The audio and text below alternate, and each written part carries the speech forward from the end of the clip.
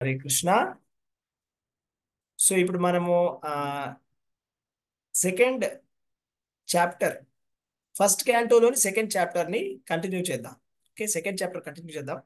ఆ ఇది వచ్చేసి, ఈ చాప్టర్ పేరు వచ్చేసి భగవత్ తత్వము మరియు భక్తియుత సేవ. భగవత్ తత్వము మరియు భక్తియుత సేవ. ఇందులో 19వ శ్లోకాన్ని ఓపెన్ చేసుకోవడం అందరూ చాలా ఇంపార్టెంట్. ఇందాక మనం లాస్ట్ క్లాస్ లో చాలా ఇంపార్టెంట్ శ్లోకం చెప్పుకున్నాము. నష్టప్రాయేషు అభద్రేషు నిత్యం భాగవత సేవయ భగవతి ఉత్తమ శ్లోకే భక్తిర్భవతి నైష్టికి అనేటువంటి అద్భుతమైనటువంటి శ్లోకాన్ని మనం చర్చించుకున్నాం కిందటి క్లాస్ లో. ఇప్పుడు కంటిన్యూ చేద్దాం. అంటే భాగవత సేవ గురించి మనం చెప్పుకున్నాం.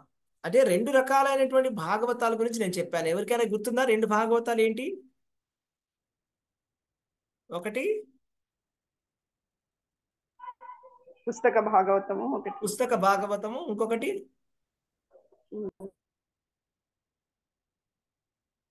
మనిషి భాగవతం. అదే భగవంతుడు భాగవతం. ఇంకొక మనిషి భాగవతుడు అంటే ఎవరైతే భాగవతాన్ని వాళ్ళ జీవితంలో అవలంబించుకొని దాన్ని చక్కగా ఆచరిస్తున్నారో వాళ్ళు భాగవతులు. ఆ భాగవతుల యొక్క సేవ వల్ల మనకి భక్తి అనేది పెరుగుతుంది. భక్తి అనేది పెరుగుతుంది. వాళ్ళ సేవ చేయాలన్నమాట. ఎవరి సేవ చేయాలి? మనం భాగవతుల సేవని చేయాలి. ఓకే, అది చాలా ఇంపార్టెంట్. తర్వాత భాగవతం, భాగవత సేవ చేయాలి. భాగవతం అంటే పుస్తక భాగవత సేవ చేయడం అంటే భాగవతాన్ని శ్రవణం చేయాలి. ఎక్కడ శ్రవణం చేయాలి? ఎవరి దగ్గర శ్రవణం చేయాలి అంటే గురు పరంపరలో మనం శ్రవణం చేయాలి. భక్తుల దగ్గర మనం శ్రవణం చేయాలి. ఇది చాలా ఇంపార్టెంట్. అయితే ఇప్పుడు అలా చేస్తే ఏం జరుగుతుంది అనేది నెక్స్ట్ చూద్దాం. ఇక్కడ నుంచి చాలా ఇంట్రెస్టింగ్ గా ఉంటుంది, చూడండి. తదా రజస్తమో భావాః కామలోభాదయశ్చ యే చేతయేతైర్నరా విద్ధిం స్థితం సత్వే ప్రసీదతి. తదా రజస్తమో భావాః కామలోభాదయశ్చ యే చేతయేతైరనా విద్ధిం స్థితిం సత్వే ప్రసీదతి. ఎస్, ఎవరైనా దీని ట్రాన్స్లేషన్ చదువుతారా?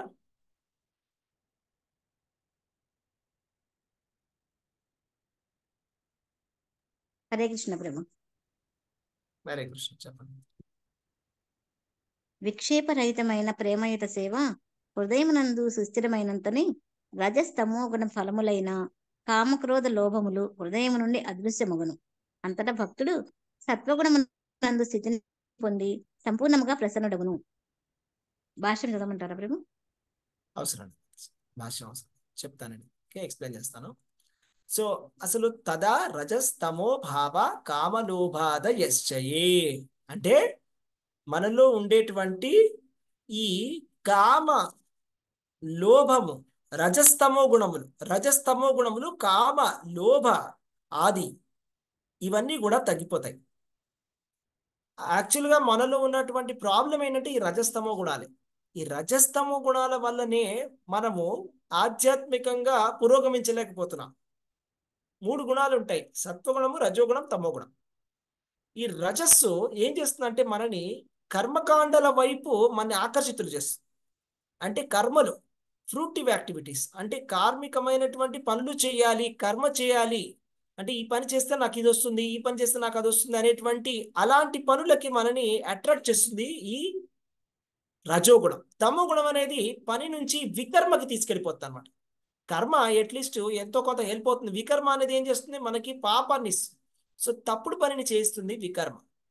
అలాగా తమోగుణం అనేది మన చేత తప్పుని చేయిస్తుంది, అజ్ఞానంలోనే ఉంచేస్తుంది ఈ తమోగుణం.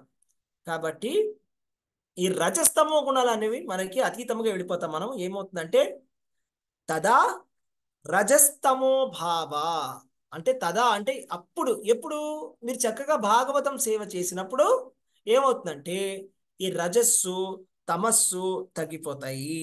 అలాగే కామ లోభ ఆది, కామము అంటే కోరిక, లోభము ఆది అంటే ఉన్నటువంటి అనర్థాలు ఏవైతే ఉన్నాయో మనలో ఉండేటువంటి అనర్థాల యొక్క నివృత్తి అనేది జరుగుతుంది. దీన్నే అనర్థ నివృత్తి అంటారు. అనర్థ నివృత్తి అంటే ప్రతి మనిషిలోనూ పుట్టుకతోటి ఈ అనర్థాలని ఉంటాయి.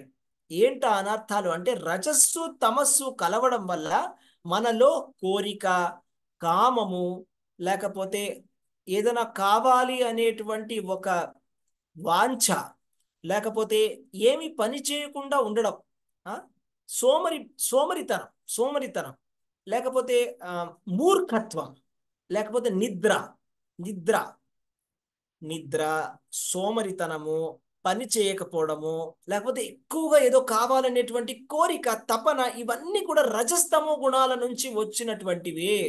ఈ రజస్తమో గుణాలు ఎందుకు వస్తున్నాయంటే ఎప్పుడైతే మన ఆత్మ గనక ఈ భౌతికమైనటువంటి ప్రకృతితో కలుస్తుందో అప్పుడు ఈ రజస్తమో గుణాలు అనేవి పెరుగుతాయి.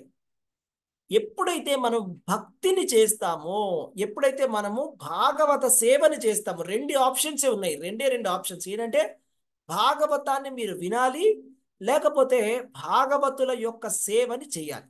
ఈ రెండిట్లో కనుక మీరు ఏదో ఒకటి చేసినట్టయితే ఏమవుతుందంటే మీలో ఉండేటువంటి రజస్సు తమస్సు తగ్గిపోతాయి. ఆ భక్తి వల్ల, ఈ భక్తియుత సేవ వల్ల మనలో ఉండేటువంటి రజస్తమో గుణాలు తగ్గుతాయి అన్నమాట. అప్పుడు ఏం జరుగుతుందో తెలుసా, ఆ రజస్తమో గుణాలు దాటిన తర్వాత మనం ఏ గుణానికి వెళ్తాము? స్థితం సత్వే ప్రసీదతి. స్థితం సత్వే ప్రసీదతి అంటే సత్వగుణంలోకి మనం వెళ్ళిపోతాం.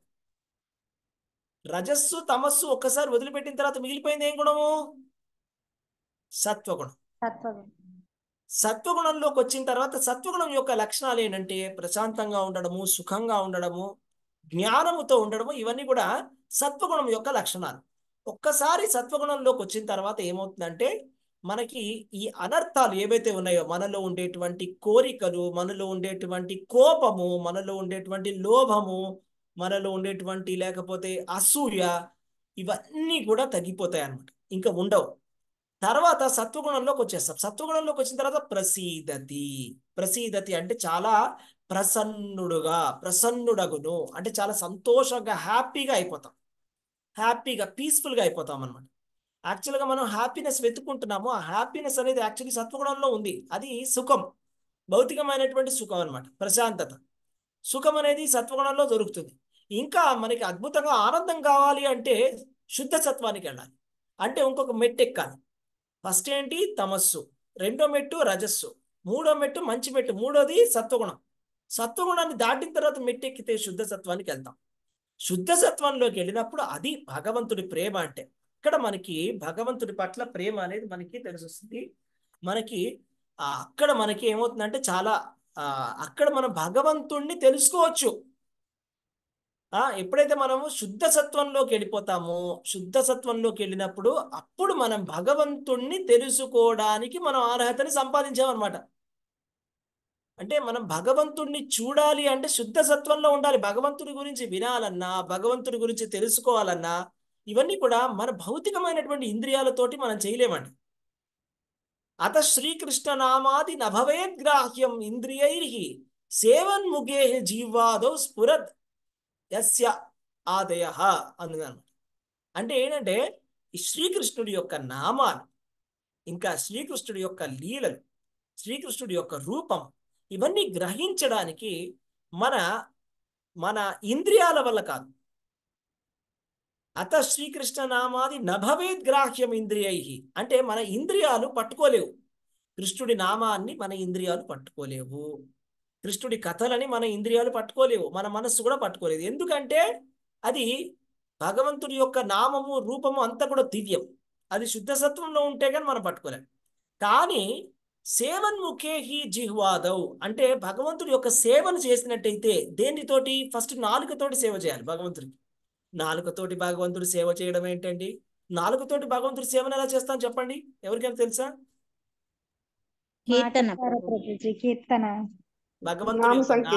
భగవంతుడి యొక్క నామ స్మరణ, భగవంతుడి యొక్క నామ సంకీర్తనము చేయడము నాలుకతోటి చేసేటువంటి ఒక సేవ.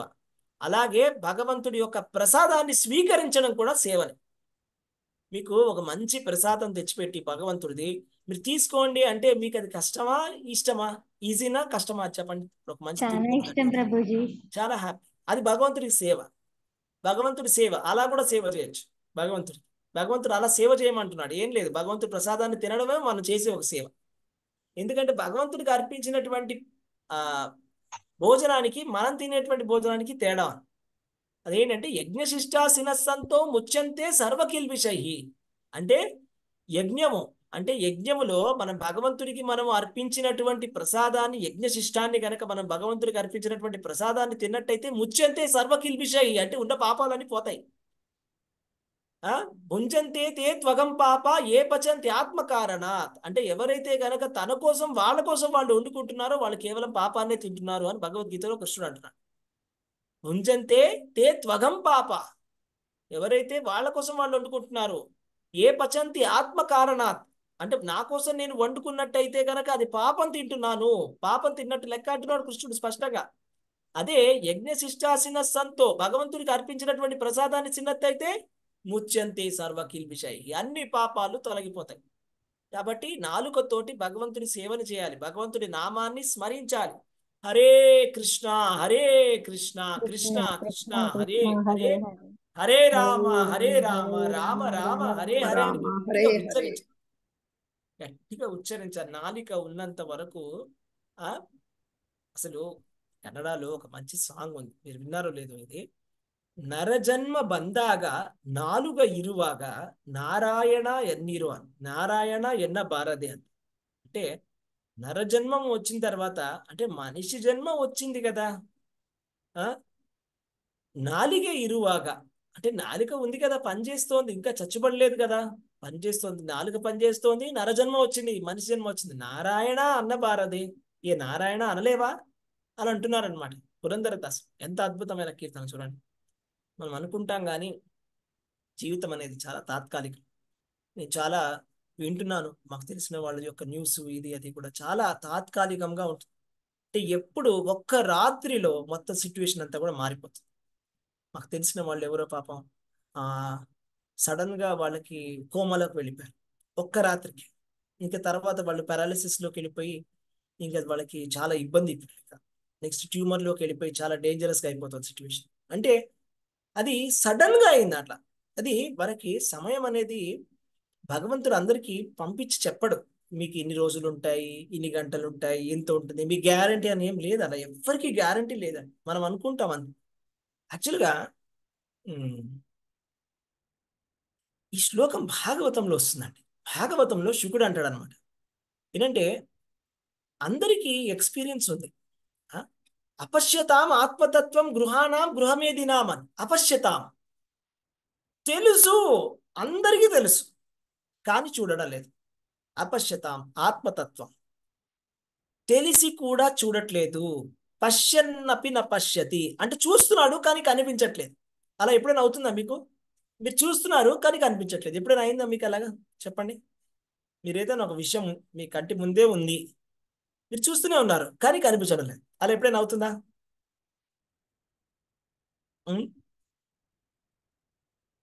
ఎప్పుడవుతుంది అలాగా? ఏదైనా ఒక ఎగ్జాంపుల్ చెప్పండి అలాగా. అంటే మన కంటి ముందే ఉంది కానీ మన కంటికి కనిపించట్లేదు, ఏంటది? పొడుపు కదా? గాలి ప్రభుజీ. ఓకే, గాలి. ఇంకా కాదు ప్రభుజీ, ఇన్ని రోజులు కృష్ణుడిని ఎదురుగుండానే పెట్టుకుని ఆ ఆ సేవలోకి రాలేకుండా ఇట్లా ఉన్నాం, ఎదురుగుండా ఉండి కూడా చూడలేని స్థితిలో ఉన్నాం మేము. ఇంకా అది అంతకన్నా ఇంకేం కావాలి Prabhuji? Yes Mataji, okay, very nice. ఇంకా ఇంకా ఏమైనా ఎగ్జాంపుల్స్ చెప్పగలరా? Simple examples. సపోజ్ మన ఇంటి ముందే మనకి చాలా మంచి చేసే వాళ్ళు మన కంటి ముందే ఉంటారు, మన కంటి ముందే మన వాళ్ళు మంచి చేసే వాళ్ళు ఉంటారు. అప్పుడప్పుడు మనం ఏం చేస్తాం? వాళ్ళని లక్ష్యం పెట్టాం కదా, వాళ్ళని మనం సరిగ్గా చూసుకోం, వాళ్ళని పట్టించుకోము, ఎవరో బయట వాళ్ళని పట్టించుకుంటాం. బట్ తర్వాత మనకు తెలిసి వస్తుంది, ఇన్ని రోజులు మనకి మంచి చేసిన వాళ్ళు మన ముందే ఉంటే మనకు ఆ మంచితనం కనిపించలేదే. అపశ్యతాం ఆస్పతత్వం. అదే అపశ్యతాం అంటే పశ్యన్నపిన పశ్యతి అంటే కంటి ముందే ఉంది కానీ కనిపించడం లేదు. అలాగే ప్రభుజీ అది కరెక్ట్ కదా. ఎందుకంటే ఇప్పుడు వనజ మాతాజీ జాయిన్ అయ్యారు, మా అపార్ట్మెంట్ లోనే ఉంటారు. ఎప్పుడు నేను హెల్ప్ అడగలేదు కానీ మొన్న మటుకు ఆవిడ ఎదుర్కొంటే నేను అడగకపోయినా ఆవిడ వచ్చి నాకు హెల్ప్ చేశారు ప్రభుజీ. జీ వనజ మాతాజీ ఇప్పుడు మన దాంట్లో జాయిన్ అయ్యారు. ఆవిడకి ఎప్పుడు కృతజ్ఞతలు చెప్పుకుంటూ ఉంటాను ప్రభుజీ. అయ్యో మాతాజీ, చిన్న చిన్న విషయాలకి మీరు కృతజ్ఞతలు చెప్పకండి మాతాజీ. అంటే మీ దృష్టిలో చిన్నదైనా నా దృష్టిలో పెద్దదే మాతాజీ. అయ్యో మాతాజీ భలేవారు మీరు మాతాజీ, ఆ మాకు పేరు అదే చూసాను భాగ్యం. మాతాజీ మన గ్రూప్ లో. అదే భాగ్యం, అదే అదే భాగ్యం. మా వదిన పేరు అదే మాతాజీ. ఎప్పుడు అంటాగా మా వదినని మర్చిపోలేను మాతాజీ అని. అవును మీరు మా అలా చెప్పారు ఆ మాతాజీ గురించి. వనజే మా వదిన పేరు కూడా. అవునా మాతాజీ, హరే కృష్ణ. నాకు అలా అనిపించింది, అబ్బా మా వదిన పేరు ఉన్నోళ్ళు వచ్చారు, నాకు దైవంతో సమానం అన్నట్లుగా అనిపించింది. మీరు ఇప్పుడు ఆ మాట చెప్పారు మాతాజీ. అదే మాతాజీ, చెప్పాలి, ఇలాంటప్పుడే కృతజ్ఞతలు చెప్పుకోవాలి మాతాజీ. అంతే అంతే Mataji. Very Hare nice. Krishna. Hare Krishna Mataji, thank you. అంటే నేను ఏం చెప్పడానికి ప్రయత్నం చేస్తున్నా అంటే మన కంటి ముందే ఉన్నా కూడా మనం అప్పుడప్పుడు నిర్లక్ష్యం చేస్తాం. ఎందుకు నిర్లక్ష్యం చేస్తామంటే సమ్ టైమ్స్ తెలియక, సమ్ టైమ్స్ గ్రాంటెడ్గా తీసేసుకుంటాము, సమ్ టైమ్స్ సీరియస్గా తీసుకుంటాం. అంటే ఎందుకు అలా చెప్తున్నాను, ఈ మాట ఎందుకు వచ్చిందంటే, ఇప్పుడు ఎవరికైనా ఎక్స్పీరియన్స్ లేదా ఆత్మ గురించి అంటే సఫిషియెంట్గా ఎక్స్పీరియన్స్ ఉందండి. ఎక్స్పీరియన్స్ లేదని అనకండి. ఎందుకంటే మనం అందరం కూడా ఒక ఏజ్ అనేది మనకు వచ్చింది. డెఫినెట్గా మనం చాలా చూసాం లైఫ్లో. అంటే ఎంతో మంది మన దగ్గర వాళ్ళు చనిపోవడం అనేది చూసాం, ఎంతో మంది పుట్టడం అనేది చూసాం. మరి ఇంత నాలెడ్జ్ ఉంది మనకి, ఇంతమంది చనిపోవడం మన కంటి ముందే మన వాళ్ళు చనిపోయారు. మరి మనం నిర్లక్ష్యం చేస్తున్నాం. ఏం కాదులే అంటే అంతసేపు కాసేపు ఏదో బాధపడ్డాం, వదిలేసాం. బట్ మన కంటి ముందే ఆత్మ శరీరం వదిలిపెట్టి వెళ్ళిపోతోంది, మన కంటి ముందే డెమాన్స్ట్రేషన్ జరుగుతోంది. ప్రతి వాళ్ళకి సఫిషియెంట్గా అనుభవం అనేది ఉంది లేదంటారా? అందరికీ ఎవరైనా కూడా ఒక మినిమం ఏజ్ వచ్చిన వాళ్ళు ఖచ్చితంగా అన్ని చూసినటువంటి అనుభవం అన్నీ ఉండే ఉంటాయి ఖచ్చితంగా. వాళ్ళ తాతగారిని, వాళ్ళ పేరెంట్స్ని కానీ, వాళ్ళ సిస్టర్ కానీ, వాళ్ళ రిలేటివ్స్ కానీ ఎవరో ఒకళ్ళు ఖచ్చితంగా చనిపోతూనే ఉంటారు. తెలిసిన ఫ్రెండ్స్ కానీ చనిపోయినప్పుడు మనం బాధపడతాం, వదిలేస్తాం. కానీ అది ఏదో రియాలిటీ కాదన్నట్టు అనుకుంటాం. కానీ మీకు చెప్తాను ఒక విషయం, మ్యాథమెటికల్గా చెప్పాలంటే 100% జరిగేటి ఒక పని ఉంది.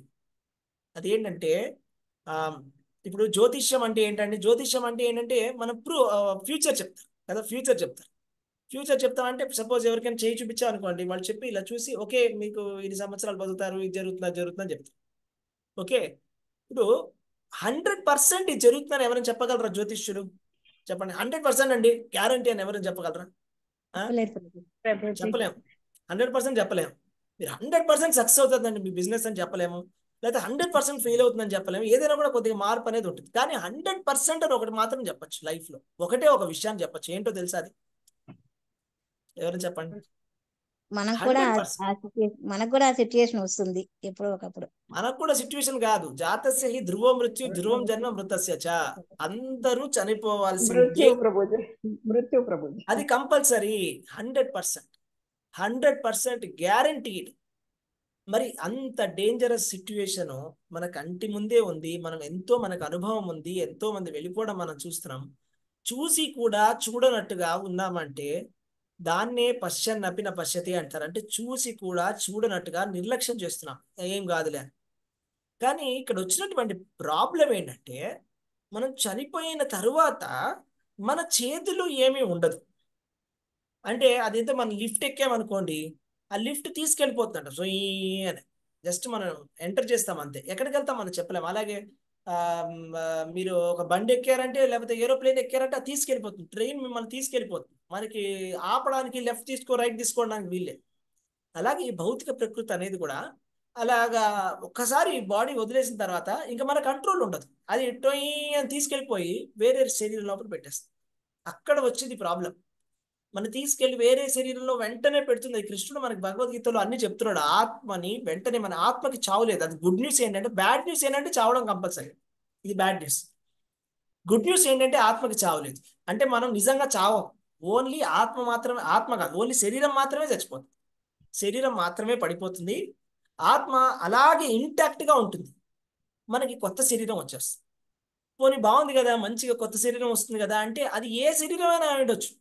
అది ఇప్పుడు మనం కోడి పెట్టలో కూడా మనం పుట్టవచ్చు. చిన్న కోడి పిల్లలాగా పుట్టామనుకోండి, అప్పుడు ఏం జరుగుతుంది?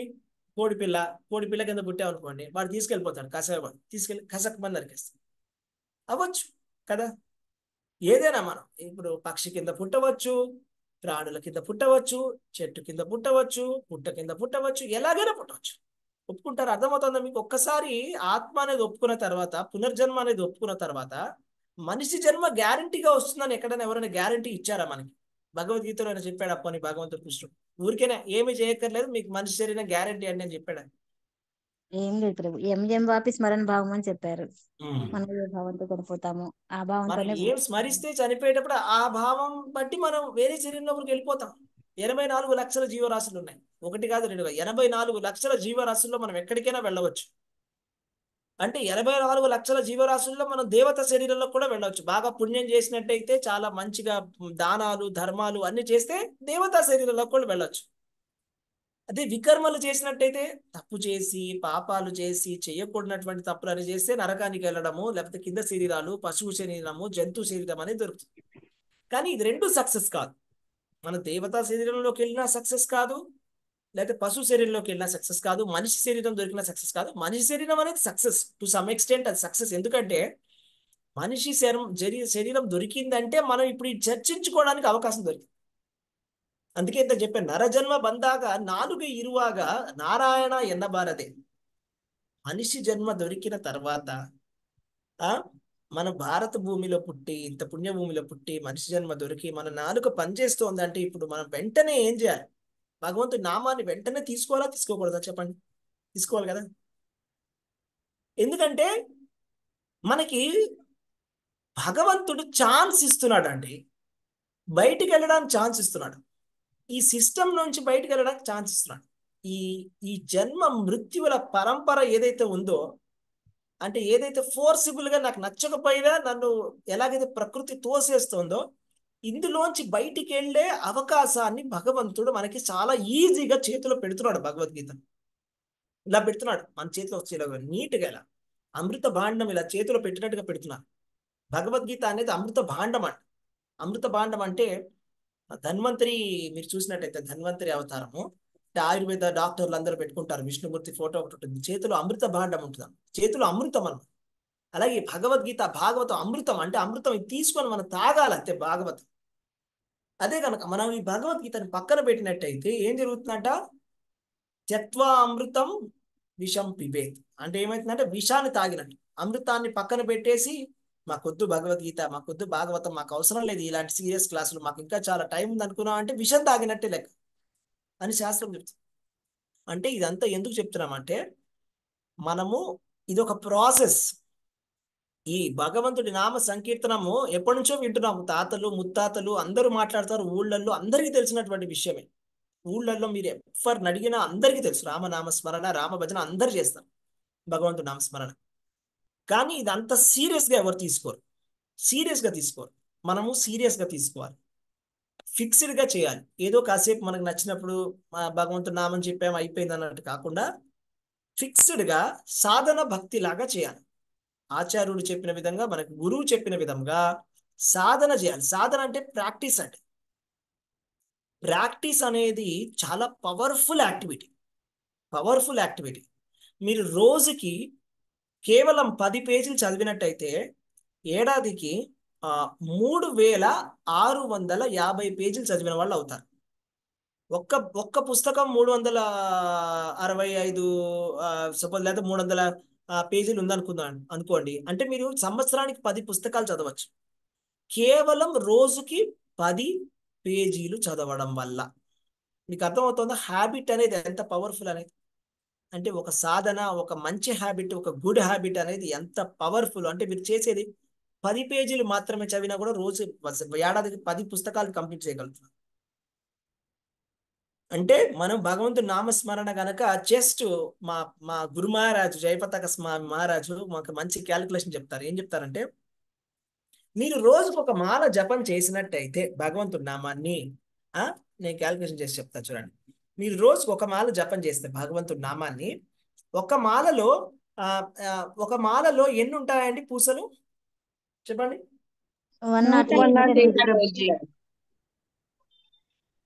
108 పూసలు. ఒక్క పూసలో ఒక నామం, ఒక మంత్రం, ఒక మంత్రములో ఎన్ని నామాలు ఉంటాయి? హరే కృష్ణ మహామంత్రం ఒకసారి చెప్పండి, ఎన్ని నామాలు ఉన్నాయి చెప్పండి? 16 హరే కృష్ణ కృష్ణ కృష్ణ హరే హరే, హరే రామ రామ రామ హరే హరే. 16 ఉన్నాయి. అంటే 108 మల్టిప్లైడ్ బై 16.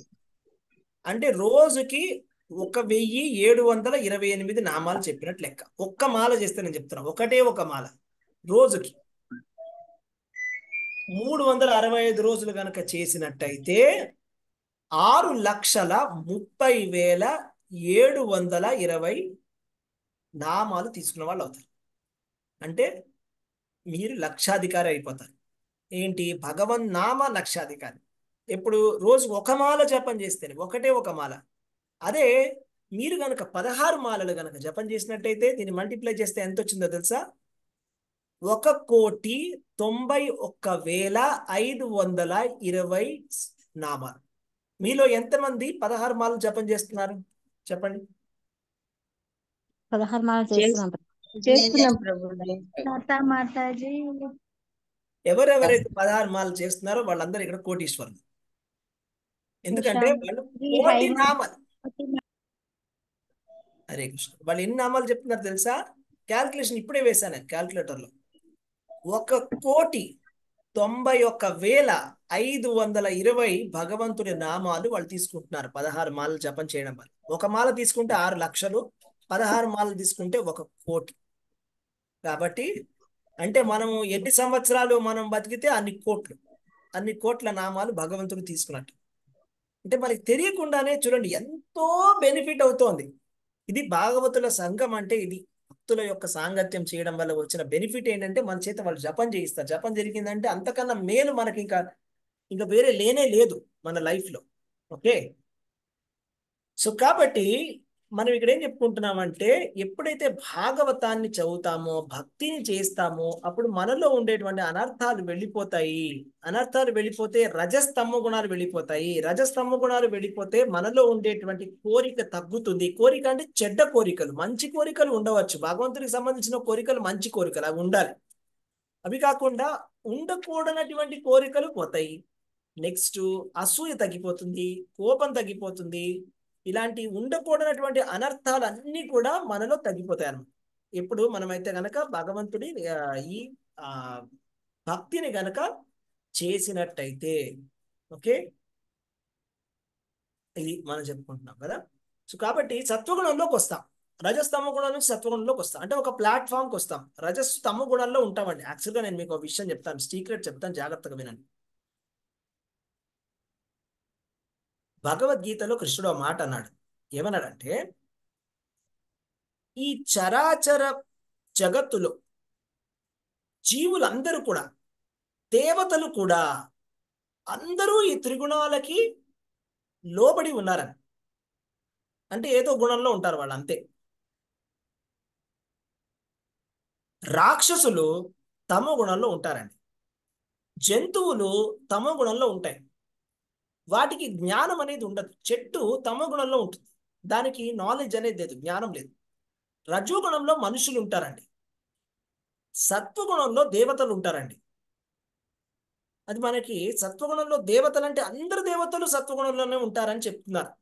ఓకే, భాగవతంలో స్పష్టంగా యముడు చెప్తాడు, శివుడు కూడా చెప్తాడు.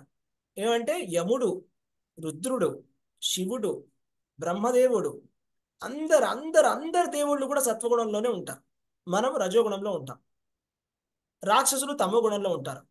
భగవంతుడు ఈ 3 గుణాలే దాటి నిర్గుణుడు. ఆయన గుణం అనేది ఉండవు. కృష్ణ భగవానుడికి భౌతిక గుణాలే ఉండవు. మనం ఏంటంటే ఇప్పుడు ఈ రజస్తమో గుణాల నుంచి సత్వగుణంలోకి రావాలి. అంటే సత్వగుణం అంటే ఇప్పుడు ఎలాగైతే దైవీ ప్రకృతి, ఎలాగైతే దేవతలు ఉన్నటువంటి గుణానికి మనం రావాలి ఫస్ట్. అప్పుడు మనలో దైవీ లక్షణం వస్తుంది. కానీ అక్కడికి వస్తే కూడా సరిపోదు.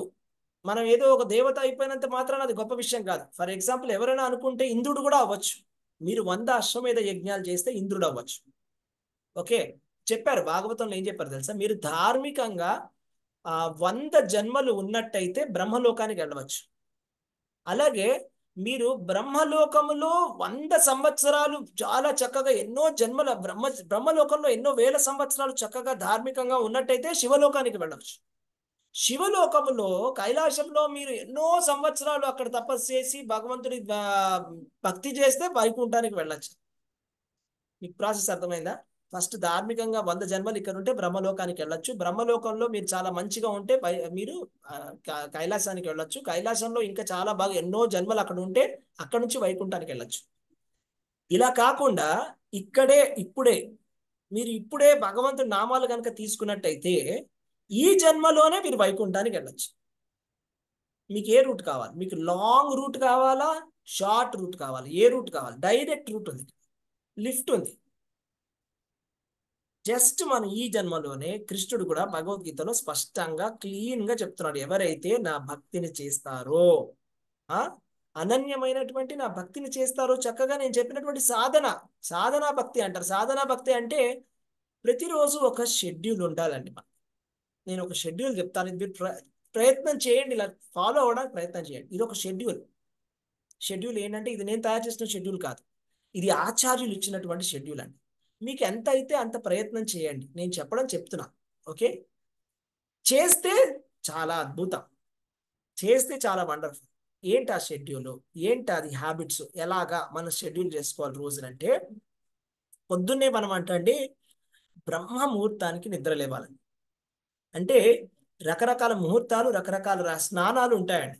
అంటే మీరు బ్రహ్మ స్నానం అని ఉంటుంది, దేవతా స్నానం అని ఉంటుంది, తర్వాత గంధర్వ స్నానము, రాక్షస స్నానము అని, మనుష్య స్నానము, రాక్షస స్నానం అని ఉంటుంది. రాక్షస స్నానం అంటే 8 గంటలకో 9 గంటలకో పొద్దున్న లేచి స్నానం చేస్తే అది రాక్షస స్నానం. మీరు పొద్దున్నే 4 గంటలకు లేస్తే అది బ్రహ్మ స్నానం, అంటే బెస్ట్ స్నానం. అలాగే బ్రహ్మముహూర్తం అనేది ఉంటుంది. బ్రహ్మముహూర్తం అంటే సూర్యోదయానికి 2:30 గంటల ముందు. దానికి కరెక్ట్ గా ఒక నంబర్ చెప్పాలి అంటే 4:30 అనుకోండి అప్రాక్సిమేట్ గా. ఉదయాన్నే 4:30కి బ్రహ్మముహూర్తం అనేది ఉంటుంది. ఓకే, అంటే మీరు ఎప్పుడు లేవాలంటే 4 గంటలకి కన్నా ముందు లేవాలి. 4 గంటల కన్నా ముందు మీరు లేవాలి. ఎవరైనా ఇక్కడ 4 గంటలకి లేచే వాళ్ళు ఎవరున్నారా ముందు? హరే కృష్ణ. 4 హరే గంటలకి కృష్ణ ప్రభుజీ. ఎస్, ఎవరు మాతాజీ? నాలుగు గంటలకు లేస్తాను రోజు. విజయలక్ష్మి మాతాజీ, రాజరాజేశ్వరి మాతాజీ, జై. Very good, very good. నేను చేస్తాను ప్రభుజీ. ఓకే, ఉషశ్రీ మాతాజీ, 4:15 లేస్తాం ప్రభుజీ. గౌరీ కుమారి మాతాజీ కూడా లేస్తారు. Very good. చూడండి, హరే కృష్ణ నేను కూడా లేస్తాను ప్రభుజీ. లతా మాతాజీ కూడా లేస్తారు. Very good, very good. చూడండి ఎంతో మంది. హరే కృష్ణ ప్రభుజీ. నేను కూడా ప్రభుజీ. హరే జై కృష్ణ జై జై. అశోక్ ప్రభు, అశోక్ ప్రభు. చూసారా ఎంతో మంది డివోటీస్, ఎంతమంది లేస్తున్నారు? అందరు మ్యూట్ చేసుకోండి దయచేసి. చూసారా ఎంతో మంది డివోటీస్ లేస్తున్నారు. అంటే ఎలా లేస్తున్నారు? ఒకళ్ళని చూసి ఒకళ్ళ ఇన్స్పిరేషన్. సో 4 గంటలకి బ్రహ్మముహూర్తం లైన్కి లేవాలండి. అలా లేవాలంటే రాత్రి త్వరగా పడుకోవాలి. ఓకే, ఇవన్నీ బ్యాడ్ హ్యాబిట్స్ అనమాట. రజస్తమో గుణాలంటే ఏదో అనుకుంటారు మీరు. తదా రజస్తమో భావ అంటే, రజస్తమో భావ అంటే ఇవే రజస్తమో గుణాలు. రజస్తమో గుణాలంటే రాత్రి లేటుగా పడుకోవడమే రజస్తమో గుణం, పొద్దున లేటుగా లేవడమే రజస్తమో గుణం. వేరే ఇంకేదో కాదు, పుస్తకంలో ఉన్నవి ఏవో కాదు, ఉన్న మన లైఫ్ లో సంబంధించినవి అనమాట. రజస్సు తమస్సు అంటే లేటుగా లేవడం, లేటుగా పడుకోవడం. ఓకే, పొద్దున్నే లేవాలి. ఓకే, 4 గంటలకల్లా లేచేసి ఫస్ట్ మనం చేయాల్సింది ఏంటంటే భగవంతుడి హారతి చేయాలి. హారతి అన్నమాట. హారతి అంటే మంగళ హారతి అంటారు దాన్ని. అంటే 4:30కి మంగళ హారతి అనేది చేయాలి. ఇంట్లో మనం నేర్చుకోవాలి, ఎలా చేయాలో నేర్చుకొని మీరు సొంతంగా చేయగలిగితే చేస్తే బెస్ట్. లేకపోతే మీరు ఆన్లైన్ యూట్యూబ్లోనే చూడొచ్చు. మీరు అసలు చేయలేను, నా వల్ల కాదు పరిస్థితి, నాకు ఎన్నో ఇబ్బందులు ఉన్నాయి, ఇప్పుడు నేను ప్లేట్లు కడుక్కోలేను, అది లేదు ఇది లేవు అంటే మీరు వీడియో చూడొచ్చు. లేదు నేను చేయగలను అంటే కనుక ఖచ్చితంగా మంచిగా మీరు ప్లేట్ రెడీ చేసుకొని, దీపం రెడీ చేసుకొని, అగరబత్తి రెడీ చేసుకొని, ఫోటో పెట్టుకొని, కొద్దిగా రాత్రి పూలన్నీ కొద్దిగా రెడీ చేసుకొని, మంచిగా అలంకరించుకొని, ఎన్నింటికి చేయాలి? 4:30కి చేయాలి. 7 గంటలకో 8 గంటలకో 9 గంటలకో లేచి చేసేది కాదు పూజ అనేది. 4:30కి చేయాలి. ఇది నేను చెప్పింది కదా, ఆచార్యులు చెప్తున్నారు. అంటే మనం భక్తిని ఎప్పుడైనా కూడా ఆచార్యులు చెప్పిన విధంగా ఫాలో అవ్వాలి. ప్రభుపాదులు వారు చెప్పారు, ఇది స్టాండర్డ్స్ అన్నమాట. సో మంగళహారతి చేయాలి. మంగళహారతిలో మనం ఏం చెప్తామంటే గురు అష్టకం పాడతాం. రాధాకృష్ణుల యొక్క హారతి చెప్తాము, అందులో గురు అష్టకం. గురు సంసార దావా నలలీదలోక త్రణాయ కారుణ్య ఘనాఘనత్వం ప్రాప్తస్య కళ్యాణ గుణార్ణవస్య వందే గురోం శ్రీ చరణార విందం అని శ్లోకంతో మొదలు పెడతామని. అంటే సంసారం అనేటువంటి ఈ కారు చిచ్చు ఏదైతే ఉన్నదో, ఈ అడవిలో ఉండేటువంటి నిప్పు ఉంటది కదా, ఫారెస్ట్ ఫైర్ లాంటిది సంసారం అనేది. దాన్ని ఆర్పడానికి కావాల్సినటువంటి కారు మేఘాలలో వచ్చేటువంటి వాన ఎలాగైతే కురిస్తే అది ఆఫ్ అవుతుందో, అలాంటిది మనకి గురువు ఇస్తాడని. ప్రాప్తస్య కళ్యాణ గుణార్ణవస్య వందే కూరం శ్రీ చరణాన్ని విందం. అలాంటి గురువుకి నా నమస్కారం. సో అలాగా అద్భుతమైన కీర్తన చెప్పిన తర్వాత నరసింహారతి చెప్పుకుంటాం. నరసింహారతి అయిన తర్వాత తులసి హారతి ఇస్తాం. తులసి మహారాణికి హారతి ఇచ్చి తులసి చుట్టూ ప్రదక్షిణ చేయాలి. ఓకే, ఇది మార్నింగ్ అయిపోయిన తర్వాత మీరు జపం చేసుకోవచ్చు.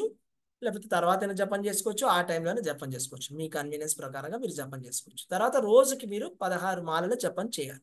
రోజుకి 16 మాలలు జపం చేయాలి. రోజుకి 16 మాలలు జపం చేయడానికి ఎక్కువ సమయం పట్టదు, జస్ట్ 2 గంటలే పడుతుంది. 1.5 hour యాక్చువల్గా, గంటన్నరనే పడుతుంది, ఎక్కువ సమయం పట్టదండి. గంటన్నర పడుతుంది. ఇలాగా మనం రెగ్యులర్గా క్లాసులు అటెండ్ అవ్వాలి అంతే. మీరు మొత్తం చూస్తే రోజుకి ఒక మార్నింగ్ 1 గంట, తర్వాత క్లాస్కు 1 గంట వేసుకున్న ఒక 2 గంటలు, ఒక 2 గంటలు 4.5 గంటలు, ఒక 4.5 hours మీరు కేటాయిస్తే చాలు రోజు. మిగతా టైం ఏం చేసుకున్నా పర్వాలేదు. ప్రభుపాద అంటారన్నమాట, నువ్వు 16 మాలు జపం చేసుకొని ఏదైనా చేసుకోవాలి. ఎక్కడికైనా పో, నువ్వు ఏదైనా చేసుకో. 16 మాలు జపం చేసేయాలి. ఫస్ట్ 16 మాలు జపం చేసేసావా, 16 మాలు జపం చేసి నువ్వేమైనా చేసుకోపోయాలి. సో 16 మాలు జపం చేయాలి, 4 నియమాలను పాటించాలి. మంచిగా ఉంటే ఇలా చేస్తే అప్పుడు మనం ఫాస్ట్గా ప్రోగ్రెస్ అవుతామండి. మనకి ఏంటంటే ఫాస్ట్ ప్రోగ్రెస్ కావాలి. ఇంకా మనం రాకెట్ స్పీడ్లో వెళ్ళాలి. మనం అనుకున్నంత టైం అనేది మనకు ఉండదు. ఎప్పుడు మనం అనుకుంటామో, యాక్చువల్లీ నిజం చెప్పాలంటే భగవంతుడు మనకి చాలా టైం ఇచ్చాడండి. ఎంత టైం ఇచ్చాడు మనకి? చాలా టైం. ఒప్పుకుంటారా? ఎంతమంది ఒప్పుకుంటారో మనకి భగవంతుడు చాలా టైం ఇచ్చాడా? ఎంతమంది ఒప్పుకుంటారు చెప్పండి? మనం వాడుకోవట్లేదు. ఒప్పుకుంటారా? ఇచ్చాడు ప్రభుజీ, ఇచ్చా కానీ దాన్ని మనము కరెక్ట్ పద్ధతిలో వినియోగం చేసుకోవాలి. సద్వినియోగం చేసుకుంటే ఆ టైం యూటిలైజ్ దేవుడి సమక్షంలో యూటిలైజ్ అవుతుంది ప్రభుజీ. లేకపోతే కనుక టైం అంతా వేస్ట్ చేసినట్టే లెక్క ప్రభుజీ. మనం అంతా కూడా ఎప్పుడైనా కూడా చనిపోయినప్పుడు కానీ, లేకపోతే మనకి లాస్ట్ టైం వచ్చినప్పుడు అప్పుడు ఆలోచిస్తాం, అయ్యో టైం అయిపోయింది అని, అయ్యో ఉన్న టైం అంతా వేస్ట్ అయిపోయింది అని. బట్ యాక్చువల్లీ టైం ఇవ్వలేదని కాదు, భగవంతుడు చాలా టైం ఇస్తాడు అందరికి, ఎంతో టైం ఇస్తాడు అన్నమాట. ఫుల్ టైమే టైం. కానీ మనం వాడుకోవడం తెలుసుకోవాలి. దాన్ని కరెక్ట్గా వాడుకోవాలి. వాడుకోకపోతే ఎవ్వరు మనని కాపాడలేరు. మనని మనమే కాపాడుకోవాలి. మన మనస్సే మనకి, మన ఏవ మనుష్యాన కారణం బంధమోక్షయో. మీ బంధనానికి మోక్షానికి కారణం మీ మనస్సే కారణం, ఎవ్వరు కాదు, ఎవరు బయట వాళ్ళు కాదు. మనం అనుకుంటాం మన బంధువులేమో, మన వీళ్ళేమో వాళ్ళేమో వీళ్ళేమో, ఎవ్వరు కాదు. మన మనసే కారణం. మన బంధనానికి మనసే కారణం, మన మోక్షానికి కూడా మనసే కారణం. మనమే మన తలరాతకి కారణం మనమే. మనకి అన్ని అవకాశాలు భగవంతుడు ఇస్తాడు. కాబట్టి ఇది చాలా ఇంపార్టెంట్ శ్లోకం అనమాట. ఏంటంటే సత్వగుణంలోకి వస్తాము. ఏంటంటే భౌతికమైనటువంటి సాంగత్యంలో ఉన్నంత వరకు ఫస్ట్ సత్వగుణంలోకి రావాలి. సత్వగుణంలోకి రావాలంటే నేను చెప్పిన విధంగా మనం ఫాలో చేయాలి. ఆచార్యుడు ఇచ్చినటువంటి ప్రిన్సిపల్స్ ని మనం పట్టుకోవాలి. మన దాంట్లో ప్రశ్నించేటువంటి అలవాటు అది పక్కన పెట్టాలండి. ఎందుకు తెలుసా? మన ప్రాసెస్ మీద నమ్మకం ఉండాలి.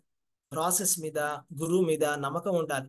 గురువు మనకి ఆయన ఇప్పుడు ప్రభుపాదుల వారు ఉన్నారంటే ఆయన ఏజ్ ఏంటి? 77 ఏళ్ళు 80 ఏళ్ళు ఆయన ఉన్నారు. ప్లస్ చిన్నప్పటి నుంచి ఆయన భక్తి చేస్తున్నారు. ఆయన చాలా మంచి ఫ్యామిలీలో పుట్టారు. అండ్ దెన్ ఆయన ఎంతమందిని భక్తుల కింద మార్చారు. అమెరికాలో ఉండేటువంటి తెల్లవాళ్ళని కూడా భక్తుల కింద మార్చారు. అంటే ఆయనలో ఎంత కన్విక్షన్, ఎంత ఫెయిత్, ఎంత పవర్, ఆయన ఎంత గొప్ప ఆచార్యుడు. ఆయన అన్ని లైఫ్లో అన్ని అంతా ట్రై చేసి మనకు చెప్తున్నాడు అన్నమాట. ఇది ఫార్ములా, ఇలా చేయండి అని. కాబట్టి మనం అందులో వెతకూడదు. 16 అంటే మీరు ఎందుకండి 16 అంటారు, 14 ఎందుకు కాదు, 17 ఎందుకు కాదు, ఇలాంటి క్వశ్చన్లు మనం పక్కన పెట్టేసారు. మన బ్రెయిన్ తీసుకొని ఫ్రిడ్జ్లో పెట్టేసేసి జస్ట్ బ్లైండ్గా చెప్పినట్టు చేయాలి. చెప్పినట్టుగా చేస్తే రిజల్ట్ వస్తుంది. ఎలాగైతే ఇప్పుడు డాక్టర్ దగ్గరికి వెళ్తాము, డాక్టర్ చెప్తాడు. మన ఫిజియోథెరపీకి వెళ్ళినప్పుడు ఫిజియోథెరపిస్ట్ చెప్తారన్నమాట, ఎక్సర్సైజెస్ ఇలా చేయి, ఎక్సర్సైజ్ ఇలా చేయి, ఇలా చేయాలి. మనం ప్రశ్నలు అడగం అప్పుడు, ఇలాగే ఎందుకు చేయాలి, ఇలా ఎందుకు చేయకూడదు, ఇలా చేస్తే రిజల్ట్ రాదు. ఆ ఎక్సర్సైజ్ అలా ఉంటుంది, వింతగా ఉంటుంది ఎక్సర్సైజ్. కానీ మీరు ఆ ఎక్సర్సైజ్ ప్రతిరోజు 30 రోజులు చేస్తే, లేకపోతే 2 నెలలు చేస్తే మీ నొప్పులన్నీ తగ్గిపోతాయి, స్టిఫ్ అయిపోతాయి, మజిల్స్ అన్ని గట్టిగా అయిపోతాయి. ఎలాగా అంటే అది ప్రాసెస్, అది ప్రొసీజర్. వాళ్ళు కనిపెట్టారు ఆ ప్రాసెస్ ఫార్ములాని. అలాగే మన లైఫ్లో మనం భక్తిలో మనం సత్వగుణంకి రావాలి, శుద్ధ సత్వానికి వెళ్ళాలి, భగవంతుడి ధామానికి వెళ్ళాలి అంటే మనం ప్రాసెస్ని ఇచ్చినట్టుగా ఫాలో చేయాలి. ఏమి మన సొంత తెలివితేటలు వాడాల్సిన అవసరమే లేదు. జస్ట్ ఉన్నట్టు చేస్తే, ప్రతిరోజు చేస్తుంటే రోజు రోజుకి మనకే బెనిఫిట్, మనకే డిఫరెన్స్ కనిపిస్తుంది. మీలో ఎంతమందికి డిఫరెన్స్ అనిపిస్తుంది ఆల్రెడీ చెప్పండి. ఎవరెవరైతే వాళ్ళు పొద్దున్నే లేచి అంత మంచిగా మంగళారతి చేసి 16 మాలు జపం చేస్తున్నారు, 4 నియమాలు ఫాలో చేస్తున్నారు. మీకు ఎలా అనిపిస్తుంది? మీకు ప్రతి రోజుకి డిఫరెన్స్ కనిపిస్తుందా కనిపించట్లేదు చెప్పండి? ఇంతకు ముందు ఇప్పుడు కనిపిస్తుంది చాలా చాలా ఎక్కువ కనిపిస్తుంది. ఎస్ మాతాజీ, రాజరాజేశ్వరి మాతాజీ మీరు చెప్పండి, మీకు ఎలా అనిపిస్తుంది? నేను ఇందులో ఈ జపం చెయ్యక ముందు ఎన్నో మందులు వాడేదాన్ని ప్రభుజీ. డాక్టర్ ఎన్నో మందులు వేసుకునేదాన్ని, నిద్ర పట్టేది కాదు. కానీ ఏ రోజు నేను తెల్లవారు గట్టం లేచి ఇది మన హారతి చేసి తర్వాత 16 మాలలు జపం చేస్తున్నాను, ఆ రోజు నుంచి నాకు నిద్ర ఎంత బాగా పడుతుందంటే నిద్ర మాత్రలు అన్నది లేవు ప్రభుజీ.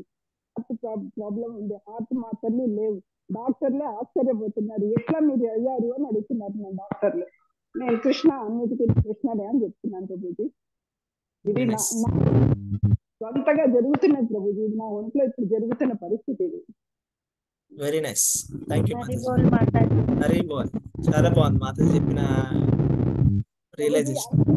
వెళ్ళొస్తున్నాను ప్రభుజీ, ఏమి కొద్దిగా దగ్గర పెట్టుకోండి మైక్, కొద్దిగా ఫోన్ దగ్గర పెట్టుకోండి.